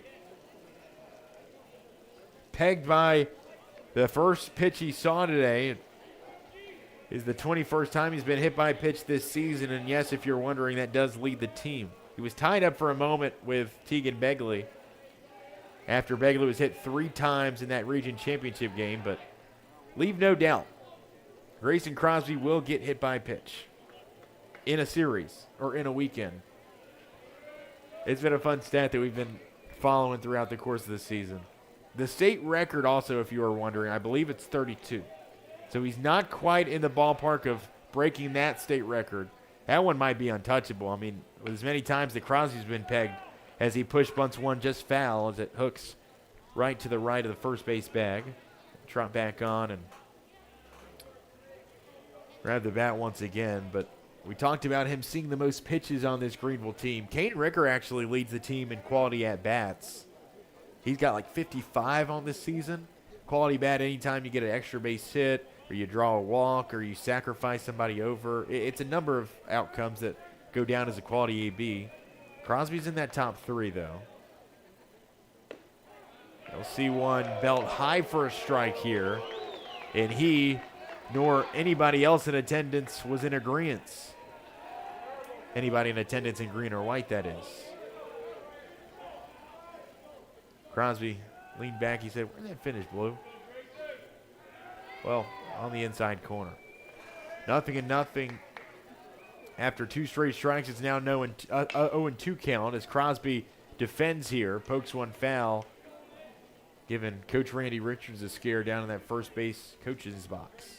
Wind starting to pick up out towards the left field wall. The flag whipping from left to right. And just a reminder for you listening and those listeners tuning in for the 6 o'clock news, stay tuned after this game. We're currently in the top of the 6th inning, but we'll get to that 6 o'clock news after this game goes final in between games if Greeneville is to lose. We'll get it to you quickly. The 0-2 lifted high to right field. Shallow right, Will Ridnour will come in and make the catch for out number 1. It's a high fly to right for Grayson Crosby. And Sam Thompson, who's 0 for 2, will step in for a 3rd time today to face Chris Policio. You tip your cap to Policio, the University of Pikeville commit. You came in knowing that you'd need to have a yeoman's type effort, and a yeoman's type effort you have gotten. The 0-0 upstairs on Thompson, who jumps ahead 1-0. Policio, after surrendering that hit against Will Harmon, has now gone 5 1/3. He surrendered just 2 hits. He has struck out 6 while walking just 4. He's also hit a batter in the form of Grayson Crosby. The ball low. It's 2-0 now against the left-handed hitter, Sam Thompson. Policio recovers, finds the zone here, and it will be 2-1 after the strike down the middle. Aiden Freeland is the pinch runner there at first. Policio, eyes down, Sam Thompson. Offers the 2-1. It's on the inner edge, and again we have to wait a second until we hear the verdict. It's a strike. Don't keep us waiting. Policio. Back to the rubber immediately. Here's the 2-2. Way outside, ball 3. Of course, Greeneville Anderson County, no strangers to each other. The Greeneville football team ousting the Mavericks from the state quarterfinals back in the fall. You know that's got to loom ever present in the mind of those two-way players. Thompson gets a hold of one, sends it to right field. It'll fall for a base hit. 2 base hits in this inning after Greeneville was held hitless. Ever since that Bagley single back in the first, they've gotten a single from Harmon and now a single from Sam Thompson. And you've got runners on first and second with just 1 out in the top of the 6th inning. 5 outs left to work with. Double barrel action down in the home bullpen. Anderson County is still yet to bring anybody up and moving. Mavericks, by the way, we're going to double check this. I don't wholly trust David Painter. Apparently a Maverick is a herd of cattle. Well, we're going to double check that, David. But if that stands, and we were calling them Longhorns the entire day yesterday, I don't find it all too dissimilar. As Coach Collins will trot down the third base line, he'll signal in a check as Greeneville pinch run for Sam Thompson over at first. That looks like it's going to be Dalton Mitchell, the freshman, to run the bases. Singular noun instead of a plural noun. I see no wrong in it. Anyways, back to the action. Policio Out of the stretch, kicks and delivers to Case Spradlin, who cuts through strike one. It's fouled back. Oh my, I've not seen that. I've not seen that ever. Jack Lister, who's in the on-deck circle, in a full pelt sprint, beats the guy at the top of the steps of the Anderson County dugout, who is also sprinting to retrieve the foul ball. Oh my goodness. What fanfare. The 0-1 is belted back foul by Case Spradlin. And you got a little bit of a contest here between the two foul ball retrievers. Jack Lister, who's grabbing the bat, looking to pinch hit for Brandon White, who should be in the on-deck circle. How about that? Here's the 0-2 to Spradlin. He'll cut on one, lift it high to right field. Making the trek, the right fielder, Ridnour, will make the catch. It will advance the runner from second, and Aiden Freeland now 90 feet away from scoring Greeneville's first run. Case Spradlin, the freshman, will do a job. He'll sacrifice one base runner over. More importantly, it's the lead runner. And now Jack Lister will come in, the hero from the region championship game, the glue guy on this Greeneville baseball squad. What have you done for me lately, Jack? Well, a lot. What can you do for me here today in game 2 of this sectional? Well, we see another heroic performance. You know, the Foo Fighters have a song, My Hero. That's probably what's playing in that mind of Jack Lister's. And just from the little bit that we have gathered here from the Jack Lister experience, he's quite something. He's a very entertaining figure. He'll step in, the pinch hitter in the 8-hole for this Greeneville baseball team. Tying run at first. Greeneville trails by 2 here in the top of the 6th inning with 2 outs. Runners at the corners as Lister sees a first pitch breaking pitch across the knees. Lister actually an incredible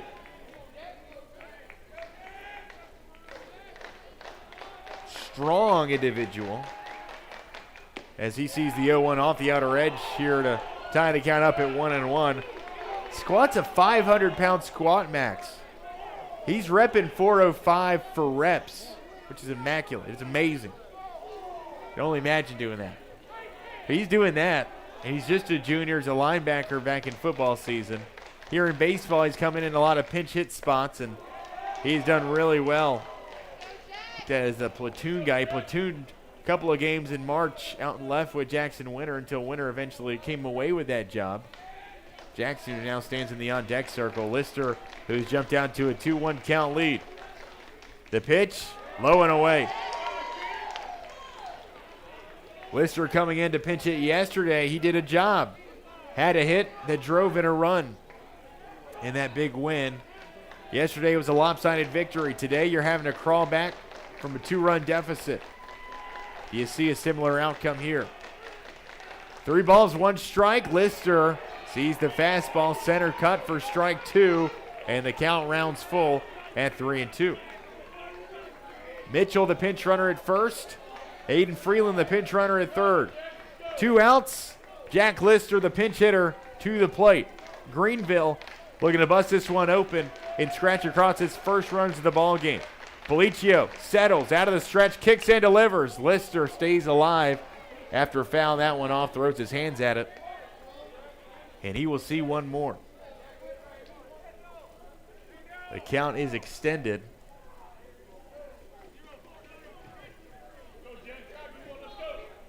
Policio has already sent down 6 Greeneville batters by way of the strikeout here today. You know, that's got to be at the forefront of his mind. Payoff pitch number 2, it's on the way. Lister sees it high for ball 4 and will invoke the stare down on his way to first base.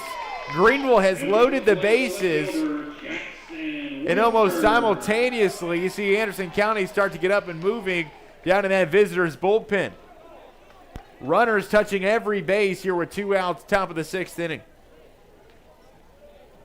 After a pinch hit walk on the second payoff by Jack Lister. He's 2 for 2 in those opportunities that he's gotten out of that pinch hit spot here in this sectional. Jackson Winter steps in. He sees a very questionable strike 1. And will dig in and lock in. 0-1, the count. Tying run at second. Go ahead run at first. And Winter sees another pitch, this time a breaker that graces the inside corner.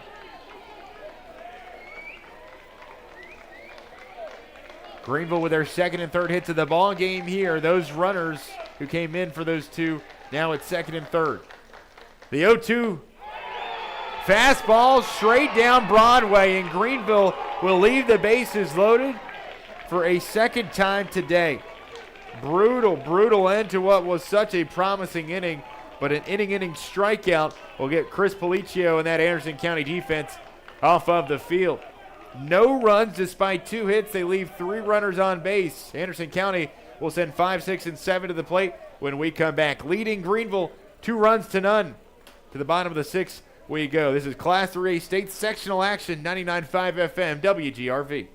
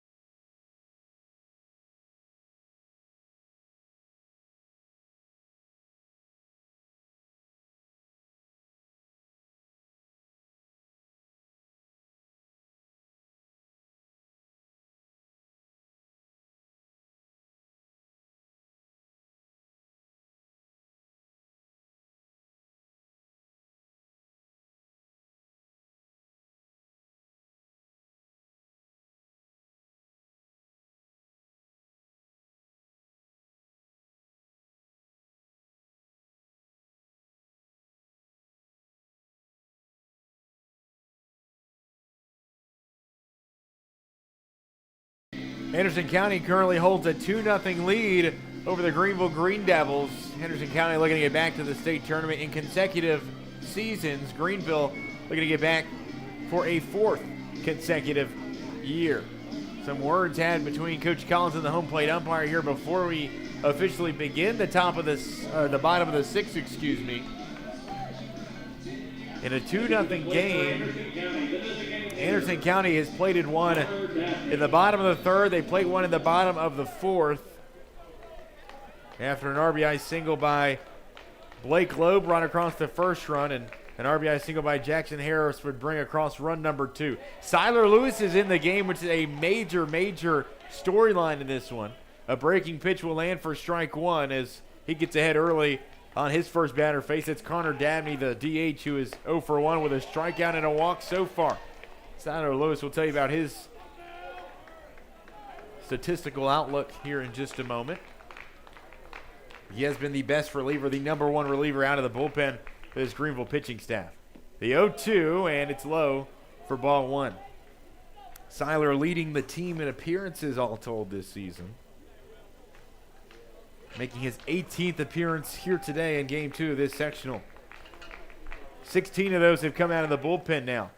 Here the 1-2 just off of the foul tip, or the tip of the mitt of Branton White.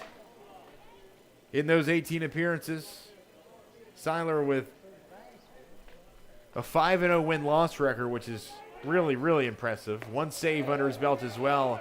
Can't find the strike zone here on the 2-2. It's now 3-2 after the ball misses. 29 2/3 innings logged, to 2.83 ERA, 32 strikeouts against 8 walks on the year. Very efficient and precise, and it's a strikeout looking. After about a second pause by the home plate umpire, Connor Dabney is rung up with a backward K to start here in the bottom of the 6th. Siler Lewis comes in. The first batter face is waved to the strikes. Clay Fletcher, 1 for 2 with a single so far today. Digs in with an out, nobody aboard here. 2-0 Greeneville trailing. Anderson County is in front here in this Game 2 of our sectional. A win will force an if necessary game at 7 o'clock here tonight from Pioneer Park. Siler Lewis out of the stretch, out of the bullpen. A breaker here that lands, but a ball is called low. That's not a ball. And 90% of the stadium can agree with that. Just a horrendous no call there. The 2-0 swung on and missed. Can't argue with that one. It's a strike swinging. The count moves to 2-1.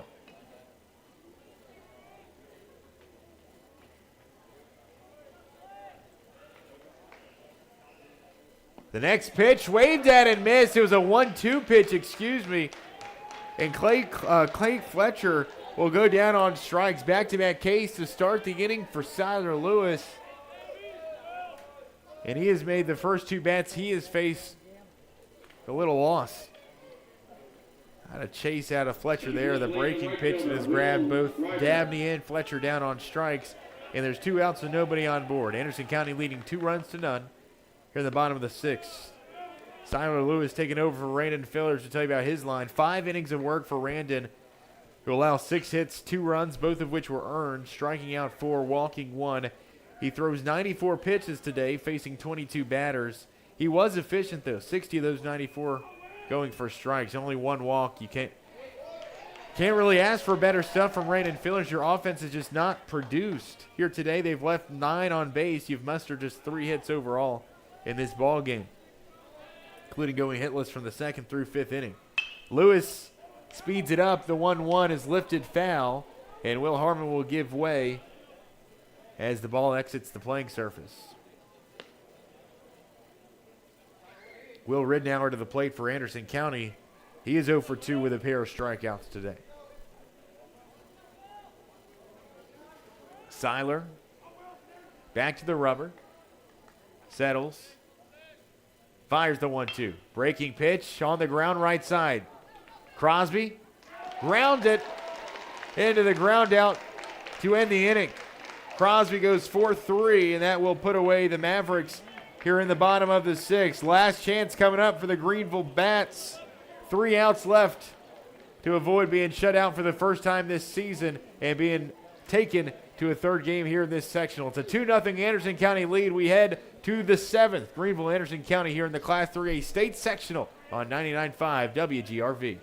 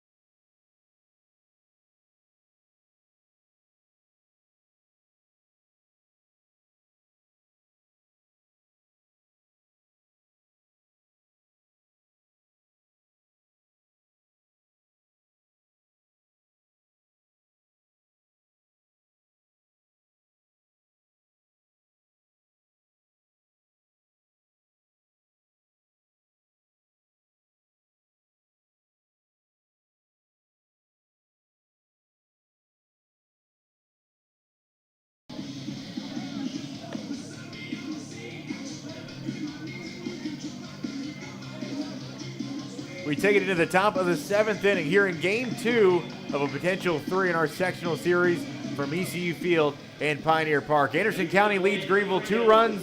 Greeneville held to just 3 hits thus far. Greeneville has not been held scoreless this season. They've been held to 1 run on 2 occasions. 7 of their 8 losses have come when they have scored less than 5 runs. Are we headed to a similar outcome, or can this offense, who picked up some steam the last half inning, come through for you here in this final 3-out span? 1-0 as Maddox Bishop will step in. The leadoff batter is up. That helps things. Here's the order, turns over. They will begin their 4th trip through. Chris Pelocchio is still out on the mound for Anderson County. He'll miss away for a 2nd straight time. You got to wonder, you got to imagine that leash for Pelocchio is very, very short. Pelliccio. who has dealt well here today for Anderson County, has pitched all 6 innings for the Mavericks, allowing 3 hits, no runs, striking out 7, walking 5. He has issued the 6 free passes, but he has stranded 9 Greeneville base runners to end innings. He's at 115 as far as the pitch count is concerned, as Maddox Bishop will take strike one looking here as Policio steps back in the count 2-1. Bishop sends one on the ground left side, and it's booted by the shortstop Landry Sharp. Maddox Bishop takes advantage of another Anderson County error, and Greeneville will bring the tying run to the plate. And almost in unison, Coach Boyne will make his way out of the Anderson County dugout. Perhaps this is the end of the line for the Anderson County starter and Chris Policio.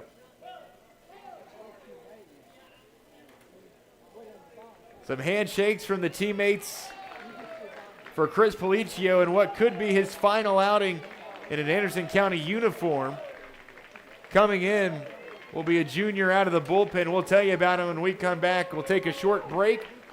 Return in 90 seconds. Anderson County 2, Greeneville 0. Pitching change in effect. Greeneville has the tying run at the plate here in the Class 3 sectional from WGRV.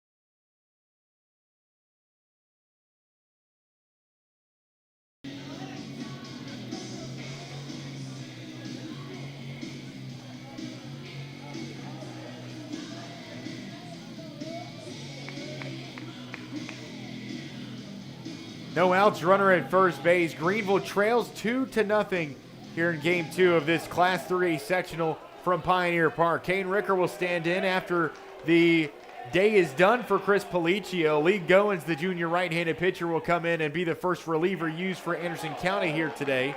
Policio's day is done after 6 innings of work, surrendering 4 hits, striking out 7 Greeneville batters, walking 5, did not allow a run. Now the runner that Goins will inherit at first base is accredited to Policio's line, as Goins will take a couple of glances back behind him and slide one home away on Ricker for ball 1. It's a 1-1 count. On the season, Goins has been pretty active for this Anderson County team, making his 15th appearance. He's 2-2 in the win-loss column, a 3.45 ERA. The 1-1 sliced and just foul off the bat of Kane Ricker, and I mean just barely hooking foul, or else that could have been extra bases. It could have been the first run of the game. Goins on the season, 24 1/3 innings pitched, 24 hits surrendered, allowing 16 runs, 12 of which have been earned, striking out 17, walking just 7. So not a high strikeout guy by any stretch of the imagination, but certainly enough to get the job done. Ricker bats one right up the middle down to his final strike. It ekes out to center field, and Greeneville's got their first base hit of the ball game, and the tying run gets on base. A single right back where it came from, and now you've got Tegan Begley, Will Harmon, Grayson Crosby batting back-to-back-to-back here in this Green Devil order. Deacon Begley goes over, has a word with his coach down the third base side. Maddox Bishop will move to second. Kane Ricker moves to first. A lot of speed on the base pass as well. Maddox Bishop, 30 stolen bases on this season. That's your lead runner. You got to score that one, but Kane Ricker, he's got some wheels as well. Quickly behind on the year, Ricker with those 25 stolen bags. We'll see how Coach Collins handles this situation. No outs, runners on first and second. Greeneville trails by 2. Tegan Begley steps to the plate to face Goins for the first time. The first offering, a breaking pitch. Begley didn't like it. Neither did the home plate umpire. It's ball 1.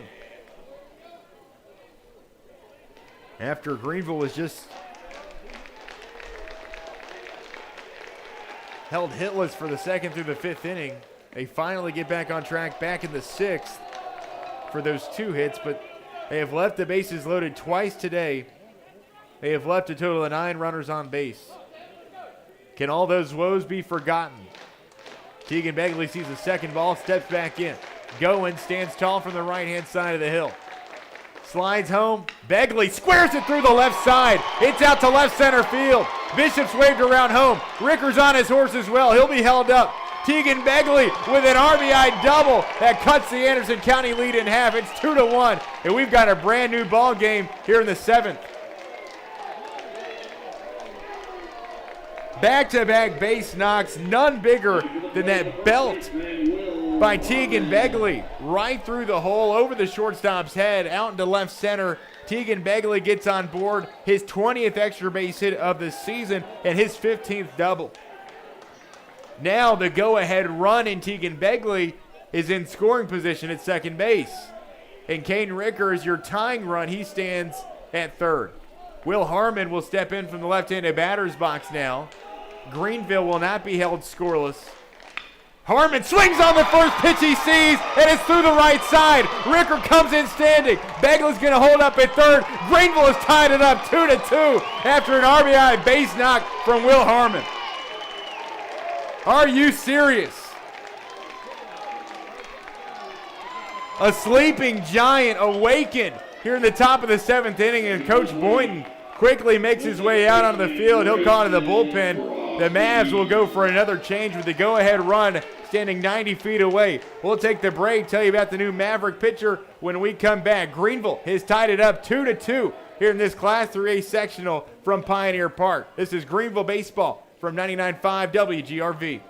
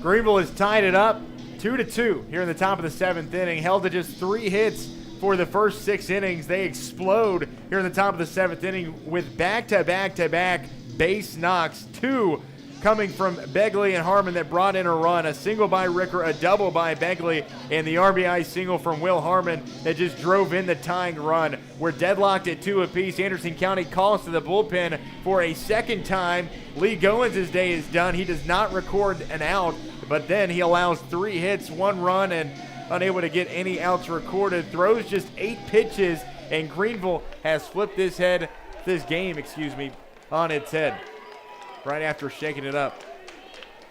The go-ahead run and Tegan Begley is right at third base, now standing 90 feet away, and the Greeneville crowd is getting into it. Grayson Crosby steps to the plate for a 4th time today. 0 for 2 with a hit by pitch already. You'll see a first pitch breaking ball in the dirt.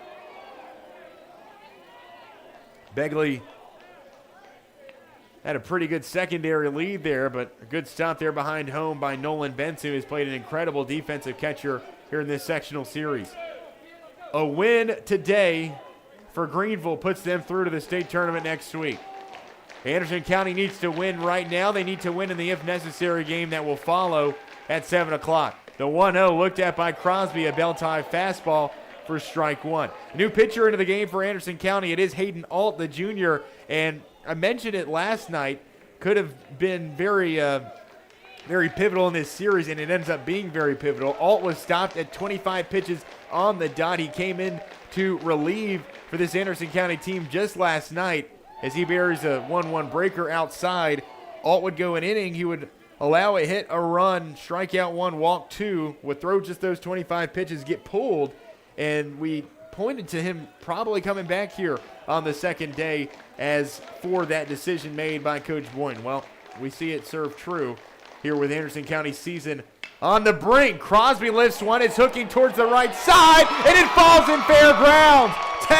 Tegan Begley will score from third base. It's a Grayson Crosby RBI single, and the Greeneville Greene Devils have taken the lead in the top of the 7th inning. And they're mauling Tegan Begley on his way to the home dugout. Stepping to the plate, the third baseman, Sam Thompson. Greeneville's got more hits in the last 4 batters than they had in the first 6 innings of this ball game. 3 consecutive RBI base knocks, the most recent of which gives Greeneville a 3-2 lead over Anderson County.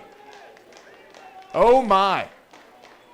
What a job by Grayson Crosby. Thompson, still no outs, by the way, will lay down a beautiful bunt here. The Mavs are late to cover first, but they'll send the second baseman low on the backdoor cover. The first out of the inning is eventually recorded. Will Harmon will move to third. Crosby will move to second after the sacrifice by Thompson. Are you kidding me? This game is absolutely bonkers. The Maverick infield will step in. Everybody along the infield grass. And Case Spradlin, the freshman DH, looks for his first base hit of the ball game. Here's the 0-0. Looked at, bell-tie fastball for a strike. Alt on the season. 24 innings logged across his 12 appearances. Here in appearance number 13 on the year. Spradlin puts it on the ground, fielded by Lowe at second base. They'll send Harmon in home. He'll get tagged before he can get a slide down. And a heads-up play there. Lowe will go 4-2 and tag Harmon out at home plate. The lead runner is out for the second out of the inning.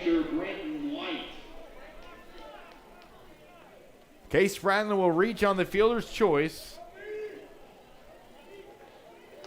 And now you've got 2 outs, runners on first and second. You lead 3-2.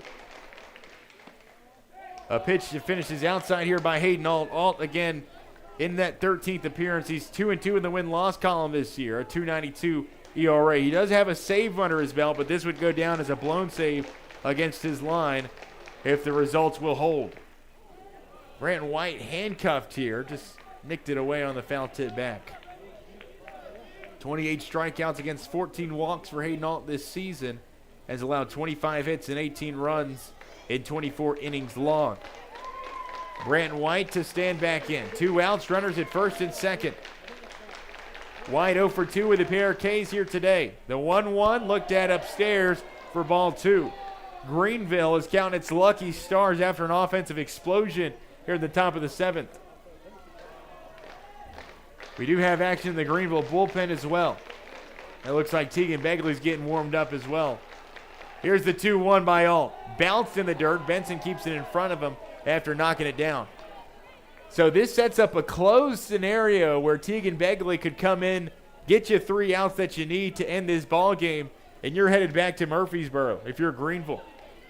That would end Anderson County's season, and you look down and they've left 2 of their best arms in Unthink and Riddenauer on the bench this series. Good eye there by White, sees it outside, but it's a strike called. Anderson County will shift the infield to my right, their left, as Brandon White steps up. The count now full at 3-2. 2 outs, runners on first and second, and a 3-2 Greeneville lead. Alt checks the runner back at second, and we'll have to wait a few more seconds before he sends back in another offering to Brandon White. 2 outs, top 7. Alt kicks, delivers. The payoff upstairs. Brandon White sees ball 4, and he's full of energy. Will flip the bag back to the dugout and touch first base. Every base is occupied, and you've got a couple of Anderson County Mavericks here on defense. You can just see them either doubled over or both heads on their head, just in disbelief at the events of this top of the 7th inning. White draws the walk, and all of it, by the way, coming with no outs. You had Maddox Bishop land safely due to the error to start the inning. A single by Ricker, an RBI double by Begley, back-to-back RBI base knocks by Harmon and Crosby. You'd have the sacrifice by Thompson, the fielder's choice by Spradlin, and now the walk by Brandon White that will load the bases.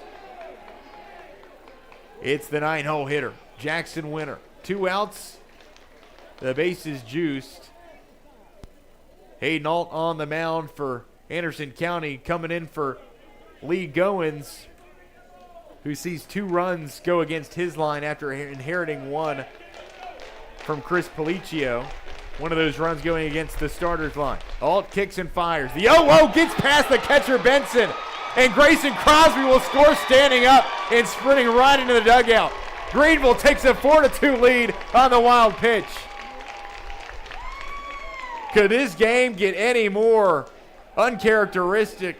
Could it get any more bonkers? 4-2 Greeneville on 1 wild pitch. All 4 coming here in the top of the 7th inning. 2 in scoring position now. Both Greeneville base runners having advanced. On the pitch, Winter drives it right back to the glove of Hayden Alt. The inning is over. Greeneville is now 3 outs away from punching its return ticket to Murfreesboro. 3 outs when we come back. The bottom of the 7th is on the way after this. It's 4-2 Greeneville and Anderson County here in the Class 3A State Sectional. 99.5 FM WGRV.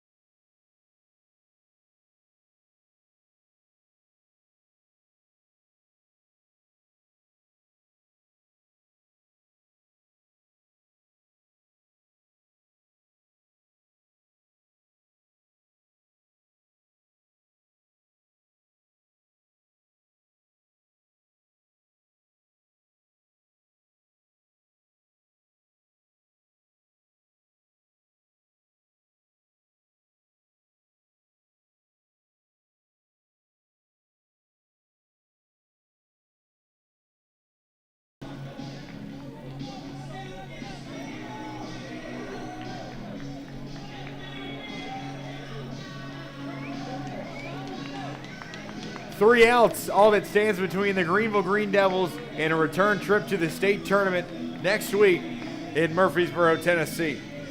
An absolutely wild finish in this one. Top of the 7th inning where Greeneville takes a 4-2 lead thanks to an Anderson County error that begins the inning and then 4 consecutive base hits in a game where you were held to just 3 hits across the first 6 innings of play. You get 4 in back-to-back-to-back-to-back at-bats, and ribbies by Begley, Harmon, and Crosby. A sacrifice by Thompson, and on the first pitch of the inning, Anderson County will fly out to right field as the pinch hitter, Levi Skeen, sees one high in the zone, pokes it to right side, and it's a fly to right for the first out of the inning. Anderson County is down to its final 2. You blinked, and you squandered that 2-run lead after a 4 spot in the top of the 7th. We talked about an offense for Greeneville that averages over 8 runs a game. They had not been shut out at all this season. They've been held to 1 run twice, but a team that you couldn't hold down forever. You could just buffer for just long enough, and it came just an inning too early for Anderson County. The implosion, if you will, on the pitching side of things. The 0-1 by Siler Lewis is upstairs, and the count is tied at 1-1. Tegan Begley was warming in the bullpen on the offensive side of the inning. So we fully expect, if things are to go haywire here, for Begley to sprint in from right field and to finish this one out on the mound. Siler Lewis, though, the ball is in your court. The 1-1 driven right side on a rope, and this will fall for a base hit. Begley will glove it off of the bounce. Anderson County will bring the tying run to the plate after the 1-out single by the 9-hole batter, Jackson Harris. What a game that Jackson Harris has had. 3 for 3 with an RBI after that base hit there. And he now stands at first base. And so, Coach Collins will make his way out to the pitcher's mound. This may be the end of the line for Siler Lewis, as Coach Collins has not made a gesture just yet. We'll go have a word with just Siler and Branton White. And that will be the end of the day for Siler Lewis. So Tegan Begley will come in to pitch for Greeneville. We'll take a 1-minute break, return in 60 seconds. Greeneville 2 outs away from a state tournament appearance. They lead it 4-2 with 2 outs left to get. It's Greeneville and Anderson County here in Game 2 of this sectional series from 99.5 WGRV.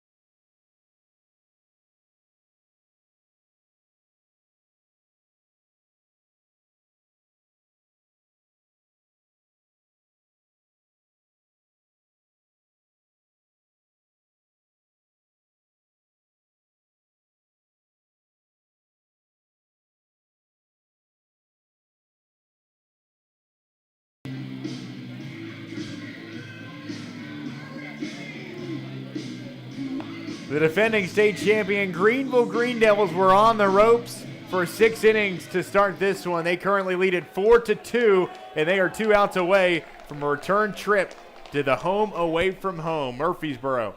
A win here today would send Greeneville to the Murfreesboro for a 4th consecutive year, a senior class that has known nothing else other than state tournament appearances. Tegan Begley comes in to close this one out on the hill for Greeneville. Here's the 0-0 to start on the first batter that he will face.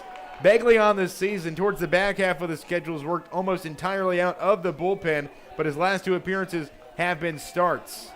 Here he is in his 14th appearance of the season, his 9th coming out of the bullpen. A 4-0 win-loss record, 36 1/3 innings logged.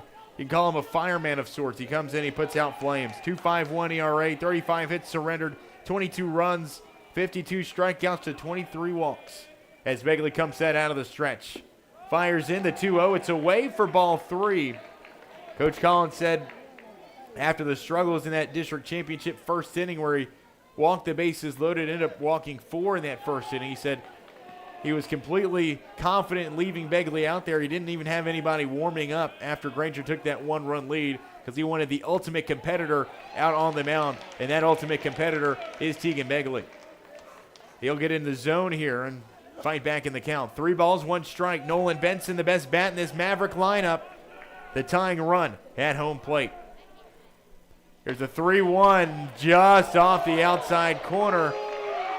And the tying run is aboard here in the bottom of the 7th inning as Nolan Benson draws the walk on 5 pitches. Now Daniel Unthink will step to the plate. Another thing you must consider, Greeneville, a defense who turns a double play. The first one in weeks. Last night in that sectional win over Anderson County, you're in double play territory here. A ground ball to the middle infield all but ends this one if you can cleanly execute it.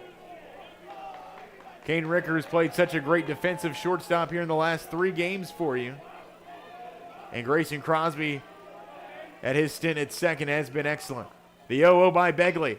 Lifted up, right side infield. Crosby moves over deep in the 4-hole. Falling back will make the grab for out number 2. And Greeneville is 1 out, 3 strikes away from taking this one 2-0.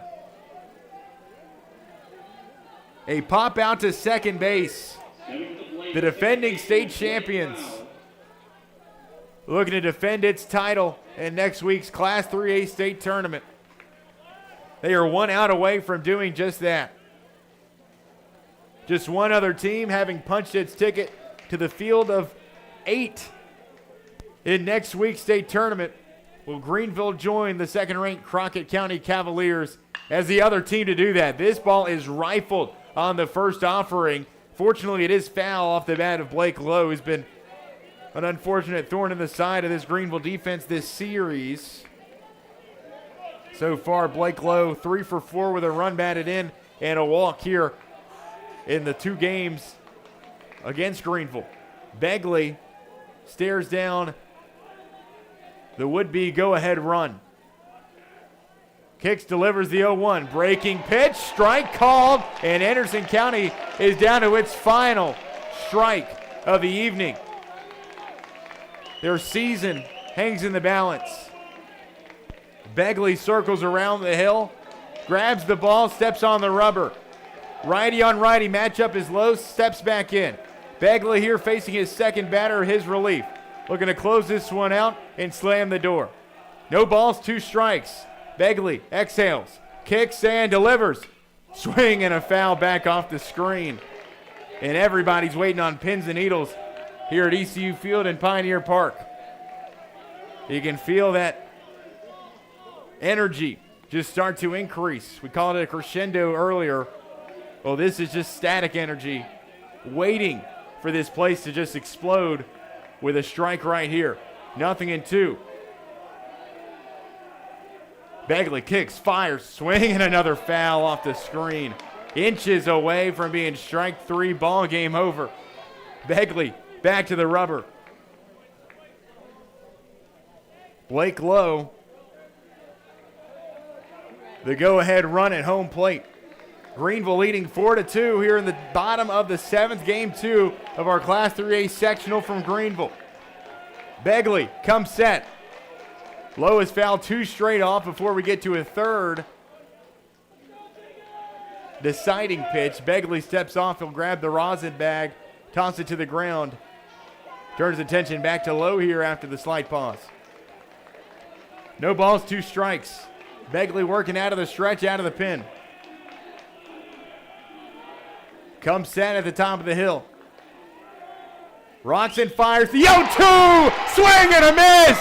And Greeneville is headed back to the state tournament for her 4th year in a row after a wild comeback in this final inning. 4-2, Greeneville is headed back to its home away from home. Begley records the finishing blow. It's a strikeout against Blake Lowe, and it is a bittersweet symphony for Anderson County, and it is pure jubilation as Greeneville dogpiles to the left of the pitcher's mound, and Tegan Begley is at the bottom of it. comes in, closes it, and shuts the door in the Mavericks' face with the would-be go-ahead run at the plate. Greeneville takes this Greeneville sectional 2-0, and they are headed back to the state tournament. We'll take a break, come back, tell you all about it in our post-game recap. Greeneville is headed back to defend its state title. 4-2 is your final. They are winners over the Anderson County Mavericks. You've been listening to Greeneville and Anderson County here in the Class 3A State Sectional from 99.5 FM WGRV.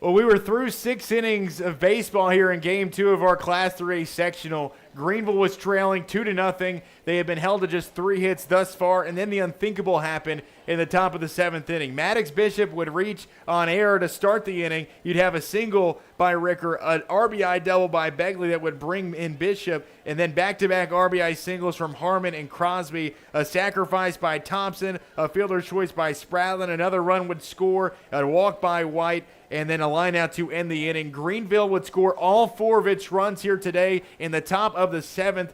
Fast forward to the bottom of the 7th, you would go fly out to start, a single by Jackson Harris, a walk allowed by Begley, who came in and faced his first batter, and then a pop out to second and a sweet strikeout to end all hopes of an Anderson County comeback in the bottom of the 7th. Greeneville is going dancing. They advance to the state tournament for a 4th consecutive year. The defending state champions will look to another title defense from Murfreesboro. They will look to go back-to-back for the first time in school history next week, starting on Tuesday.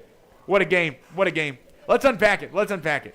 Anderson County 2, Greeneville 4. It's your final. And my goodness, what a finish that we were in store for. Your final line, Anderson County, 2 runs on 7 hits, 2 errors, which would prove costly, and 7 runners left on base. They would strike out 7. They would walk 6, and they would hit 2 other Greeneville batters. Greeneville, meanwhile, 4 runs on 7 hits, no errors, and 11 left on base. They would leave the bases loaded twice, once in the 2nd and once in the 6th inning, but it would be all for naught as you would cash in when you needed it most, when your season was almost in the balance there in the top of the 7th inning. I mean, you think about it. You go into that 7th inning, you get held scoreless, and Anderson County goes into Game 3 with arguably their 2 best starters still in it with Unthank and Ridnour, who ended up not pitching in this series, still ready to go for game number 3. It's exactly what Anderson County did to Unicoi County a season ago. The Blue Devils took game 1. Anderson County would storm back, taking games 2 and 3. It was set up because Anderson County would pitch off, and they would save that pitching for later in the series. It almost worked perfectly. Chris Policio, hat tip to him. What a game for the University of Pikeville commit for Anderson County. He would finish his day with 6 innings pitched, 4 hits. The 1 run, which was inherited by Lee Goins in that 7th, would go against Policio's line. He would strike out 7, walk 5, but it would be Lee Goins who would come in that 7th, would not record an out, but he would face 3 batters. He would get credited with the loss after going 3 hits allowed, 2 runs surrendered, and no strikeouts, no walks, allowing those 3 hits and those 3 batters faced. Hayden Alt would come in. He would put an end to the inning after he would allow 1 hit, allow 1 run, and a walk on his 1 inning pitching in back-to-back outings. Anderson County not without their moments. They had a couple of tremendous offensive performances, of course, headlined by Jackson Harris, who goes 3 for 3 with an RBI and a run scored today. The top of the order today, which also came through, Daniel Unthink would get a hit, go 1 for 4. Blake Lowe would have a big monster day as well, going 2 for 4 with a run driven in. You would have your moments, certainly, and a team that belted yesterday just 5 hits would come in today. They would record 7 hits, but again, you look at that 2-day total of 12 hits, just 1 extra base hit for the Anderson County Mavericks. We talked about it, a team coming in that batted .260. They leaned heavily on their pitching and stellar defense. Well, at least here in game 2, that really shined through. Now, they couldn't show all of what that pitching staff is capable of because you left 2 of your better pitchers waiting in the wings for game 3.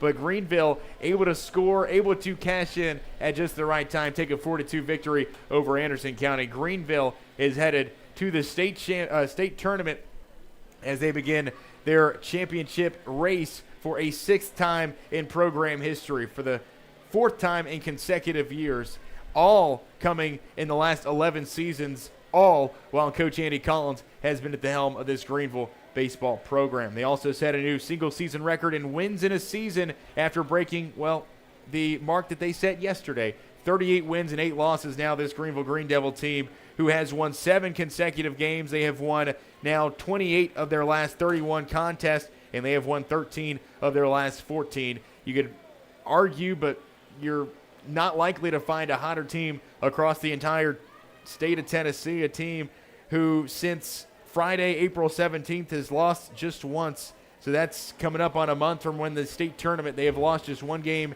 in the last month, this Greeneville Greene Devils squad, who gets it by a final of 4-2 here today. Greeneville led offensively. We'll start with them in the batting department because there wasn't much up until that 7th inning. They get hits from 1 through 6 in the lineup, 1 through 6 get hits in the lineup. You would get hits for Maddox, Bishop, Kane, Ricker, Crosby, and Thompson. You would get extra base hits, only 1 today by Tegan Begley, as Greeneville would use that big, it was a 4-hit inning there in the 7th inning to get half of their hits on the day, and a double by Begley, of course, that would drive in a run. Crosby would get hit by a pitch as well. You'd have runs scored by Bishop, Ricker, Begley, and Crosby. Runs batted in today by Tegan Begley, Will Harmon, and Grayson Crosby each. And a Greeneville offense, again, patient. They left a lot of people on base, 11 runners left on base today, but they would draw 6 walks. They would get hit by pitch for 7 free passes total. It would equal your strikeout total today. You just stayed in it. Behind great pitching, behind a great outing from Randon Fillers to start. Tyler Lewis would come in. He would be your bridge guy, go in inning and a third. He would get the win today, allowing a hit, no runs, striking out 2, walking none. Randon Fillers, though, I mean, you give a pat on the back for that young man. 5 innings of work for the Walter State commit. 6 hits allowed, 2 runs, striking out 4, walking 1. It just felt like, even though those numbers are really good, it just felt like he was even better than his numbers would indicate here today. Unfortunately, your offense just didn't have it through 6 innings, and that would have been a very sad tale at the end of the day if you were to go throughout the course of this game, and Randon Fillers would have ended his day with a loss. Fortunately for Greeneville, that does not happen. Tegan Begley comes in. He records the save. That is good for save number 2 on the season. Or, excuse me, it might be his first save of the year, or rather. but comes in a big-time spot there, records the final 2 outs of the game, allowing the one walk issued, but striking out the final batter he would face to secure the victory for the Greeneville Greene Devils. Again, now 38-8 on the season. Anderson County's season will end with their mark at 26 wins and 22 losses. Up next for Greeneville, it's Tuesday, the state tournament for Murfreesboro, Tennessee. They will play in it's a double elimination bracket, 2 separate pools and 2 separate pools of 4. It'll be double elimination format, much as we saw it last year. And as we saw in Greeneville last season, go 2-0 in those first 2 games, eventually losing to South Gibson, but winning in that 4th game that they would play to punch their ticket en route to a run rule victory in the state title game. It will be another title defense for Greeneville, title defense number 3. Number 3 after the 3-time state champions will look to defend it successfully for the first time in program history. A team that has made the state tournament now 6 times in program history. And a lot of that you can point to has been their play here at Tusculum here in the last couple of years. Get this, okay? Underneath Coach Collins, and I point to him because that's where the bulk of the success has come from. Greeneville is now in the state tournament for the 6th time, all under Collins, for the 4th consecutive year. In the sectional round, they moved to 6-2 in sectional series wins. Coach Collins moves to 10-2 as a record in those sectional games. They are 4-2 in home sectional series now, and overall, they are 7-2 in those games played here at home in the sectional round. This marks their 14th consecutive win at Tusculum University, and their last sectional loss, which is over 6 years ago now, will have to wait 1 more year until potentially being broken as they acquire its 6th state appearance and their 4th consecutive, all coming in the last 11 years. You would have better luck with a Greeneville baseball team making it to state than you would flipping a coin and picking heads or tail correctly. That's how successful this Greeneville baseball team has been. They have been a shoo-in for the state tournament more often than not, and they are once again here in 2026. Next week should be an absolute blast. We'll check around the state for some scores as the sectional round begins its 2nd day of action here today. But my, oh my, what an absolute fanfare it was here today to go all the way into the 7th. Greeneville threatened to be shut out for the first time this season. They end up pulling it out by the skin of their teeth. 4-2 is your final. We'll take a break. Coming up, we'll get you filled in with some score updates and some finals from across the state as the sectional round progresses. Once again, your final, it's Greeneville 4, Anderson County 2. The Greeneville Greene Devils aren't going dancing. This is Greeneville Baseball on 99.5 WGRV.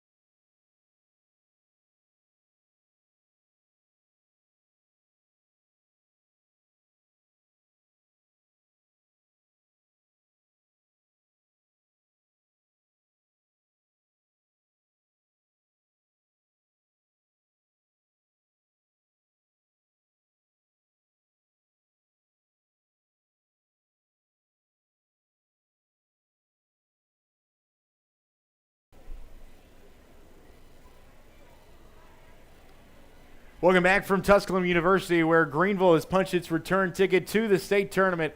4-2 is our final. Greeneville victorious after a furious comeback in the top of the 7th inning sees them having more hits in that final frame than they had all 6 innings prior, as they take a 2-run decision and sweep the Anderson County Mavericks here in the sectional round on a Thursday afternoon from Tusculum. The Greeneville Greene Devils are headed back to the state tournament for the 4th consecutive year and the 6th time in program history. The defending state champions will have a chance to defend its state title successfully for the first time in Greeneville baseball history. A couple of other updates before we leave you here today and get you to our news after the game. For 3A, a little clarity in our picture. We've already gotten a couple qualifiers here in this early window here on the second day, in the second game slot, I guess you could say, in sectional action. Of course, Greeneville is punching its ticket. They become the second team in that field of 8 in Class 3A. They join Crockett County, who got by Lakeland Prep yesterday by scores of 9-0 and 17-0. Crockett County and Greeneville, the 1-2 unanimous in the state as far as the top 10 is concerned, are going dancing into next week's. They have been ranked 1 and 2 for the entirety of this year's rankings in top 10 polls. Heritage is also going to the state tournament. Two of the best two of the best opponents on the season for Greeneville. We'll get to the other one here in just a moment, is also going dancing. But Heritage, the only Class 3A team to defeat Greeneville this season, aside from Cherokee, is going to the state tournament as well. Heritage wins it 2-0 over Watertown. They got by Watertown last night 10-2. Today, a much different victory, but a 1-0 decision. Gavin French, the Mr. Baseball finalist, the UT Baseball and commit and the state's leader in home runs, playing for that Heritage team. They will be a formidable foe in next week's state tournament. So will Crockett County, as they have another Mr. Baseball finalist in Carter Winders. Hopefully, Greeneville could dodge one of the two and be on the other side of the bracket. But moving along in Class 3A, Liberty Creek has defeated Battle Creek 6-4 in Game 2 of that series. So Liberty Creek is now headed to the state tournament. So that means we're still waiting on a Lawrence County outcome, but you've got 1, 2, 3, and 5 in the state all punching their ticket to the state tournament here today. Last check, it was Lawrence County leading in Game 2 of that series. They are currently up 5-1 over Martin Luther King in the top of the 4th inning. So if results hold, 1 through 5 in the state will all be going to the state tournament next week. That is, if Lawrence County can hold on to victory. Tennessee High and Gibbs were in action today, as they didn't start yesterday. They started their sectional series today, so they played 2. Still no update on that one. We will try to wrestle around a score to see. We know for one thing is certain, and that is Greeneville will be on the opposite side of the bracket as a Gibbs or a Tennessee High. We have another very exciting outcome as well. So we know that Greeneville would be on the opposite side of the bracket as a Tennessee High or a Gibbs, because you can't have a team from that same region on that same side of the bracket, or as we saw last year with Anderson County being matched up on the opposite side of the bracket. We do have an update in that Tennessee High and Gibbs game. It is tied at 5 in the top of the 6th inning, with Tennessee High having the bases loaded. There's 1 out, top of the 6th inning. Tennessee High and Gibbs tied at 5 apiece. Those games taking place at Gibbs High School. So that is another update in 3A. Other than that, I don't have any other score updates in Class 3. I know Covington took one from Dyer yesterday, 1-0. They were playing games 2 and 3 today, but still no update in that game 3. And no update we won't have an update in that Gibbs-Tennessee High game 3, as that one will finish up much later tonight. But you can check Game Changer. You can check Max Preps for the final outcome as that one goes final. Macon County and Alcoa, no update on that game as well. We'll try to wrestle away a score quickly to see if the Alcoa Tornadoes could be heading back to the state tournament here in their new division. They are leading Macon County 2-0. They are on the road playing that game at Macon County. Of course, Alcoa falling runner-up to Heritage in the region championship. Alcoa currently leads at 2-0. That game is in the bottom of the 1st inning between them and Macon County. So at least one game in each of the 8 sectionals have been reported, so we have a little bit of clarity. Greeneville is in. Heritage is in. Liberty Creek is in. Crockett County is in. So half of our field of 8 is set for next week's Class 3A state tournament. Lawrence County looks to be on their way to being the 5th one to qualify for state. Covington is up 1-0. Tennessee High and Gibbs are tied, but Tennessee High has a big offensive outpouring awaiting them with the bases loaded in the top of the 6th inning. They could be on their way to taking game 1 in that 3-game series with Gibbs. And you've got Alcoa having just gotten underway with Macon County. So probably not going to have a full picture of the final field of 8 until Saturday morning or late Friday night, depending on how late you're willing to stay up for it, considering Alcoa and Macon County could be going to tomorrow later in the day. But that is 5, or potentially 5, but for sure 4 teams who've already punched their ticket to next week's state tournament. We have a couple of other updates to get to you. Just in some other classifications, Pigeon Forge is going back to the state tournament for a 9th time in program history. They will join White House Heritage and Westview as the other 2A qualifiers. And elsewhere in 2A, Westmoreland gets by Smith County, and I believe that was just the first game of the series. So Westmoreland jumps ahead 1-0 over Smith County in that best 2 of 3 series. Other than that, in 1A, Dresden sweeps by Middle College. Dresden is headed back to the state tournament in Class 1A for baseball as they will join Coalfield, Sale Creek, Gordonsville, and Greenfield. Those are the 5 qualifiers now for Single A. University High got underway today with Greenback from Milligan University, so that game has not been recorded yet. Richland and Hollow Rock, Brewston, and Mackenzie and Eagleville. Eagleville, the defending state champs in 1A, will be on the ropes. Mackenzie currently leads that series 1-0 in Class 1A. And we got all the results in from 1 through 3A. Now taking a look over to 4A, where a very interesting result is currently underway. It's a couple of good games in a row in that Johnson City regional. Science Hill and Farragut are currently tied at 5 in the top of the 10th inning. That game has gone to extras. Science Hill is fighting for survival. Farragut leads that regional 1-0. The Admirals looking to defend its state championship, the 4-time defending state champions, if they can get by Science Hill here in Game 2 of that sectional. Oak Ridge, another opponent to Greeneville this season, another one of its 8 losses actually, is headed to the state tournament after they defeat Dobbins-Bennett 5-3. So wins of 15-1 and 5-3 against the Dobbins-Bennett team, who was excellent and received state ranking voting votes for the entirety of the season. Oak Ridge, behind Mr. Baseball candidate and Vol Baseball commit Mikey Teasley, are going dancing next week in the 4A state tournament. As of now, they are the only team to have punched its ticket in 4A.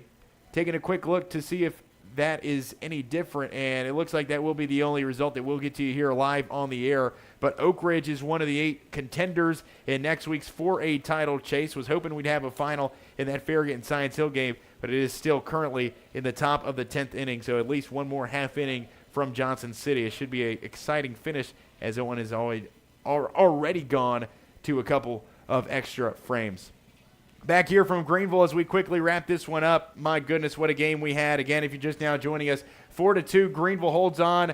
Hold on, yes, they also stormed back, top of the 7th inning, where they plated all 4 of its runs en route to a 4-2 victory over Anderson County. Wins of 9-1 and 4-2 as they get the sectional sweep over the visitors from Clinton, Tennessee. Greeneville headed back to the state tournament for a 4th consecutive year, a 6th time in program history. The Greeneville Greene Devils reset a program record for wins in a season today, notching its 38th. And they will be trying to do what the last 2 teams who set the season wins record did in 25 and 23, and that is win a state title. And for the first time, they will look to defend its state title from Murfreesboro starting on Tuesday. We'll have you covered every step of the way live on the airwaves, probably likely from 99.5 FM WGRV right here, where we'll have each and every Greeneville baseball game as they start its state title run from Murfreesboro Tuesday next week on May 19th. Hope you enjoy your graduation weekend, and hope you enjoyed listening to this one, because I certainly did. An absolute barn burner down to the very end. Anderson County season will end today, 26-22, their final record. Greeneville with the go-ahead runs in the top of the 7th inning. RBI singles by Will Harmon and Grayson Crosby, and an RBI double by Tegan Begley, who would come in, record the save for the Greeneville pitching staff to get the job done, and propel Greeneville into its 4th straight trip to the state tournament.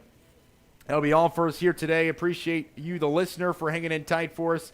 And we'll get you the news after the game. Not going to be in between games because we won't need the if necessary game slotted for 7 o'clock. We're way overdue for that anyway. Appreciate the due diligence. Appreciate our championship producer back in the Bart Long Auction studio. That's Jeff Moore. He will be our state championship producer next week as well, as we'll have you covered for each of Greeneville's state title defense games in that Class 3A state tournament. The field almost all the way set, as we have 5 of the 8 that will be in Murfreesboro next week to join the Greeneville Greene Devils.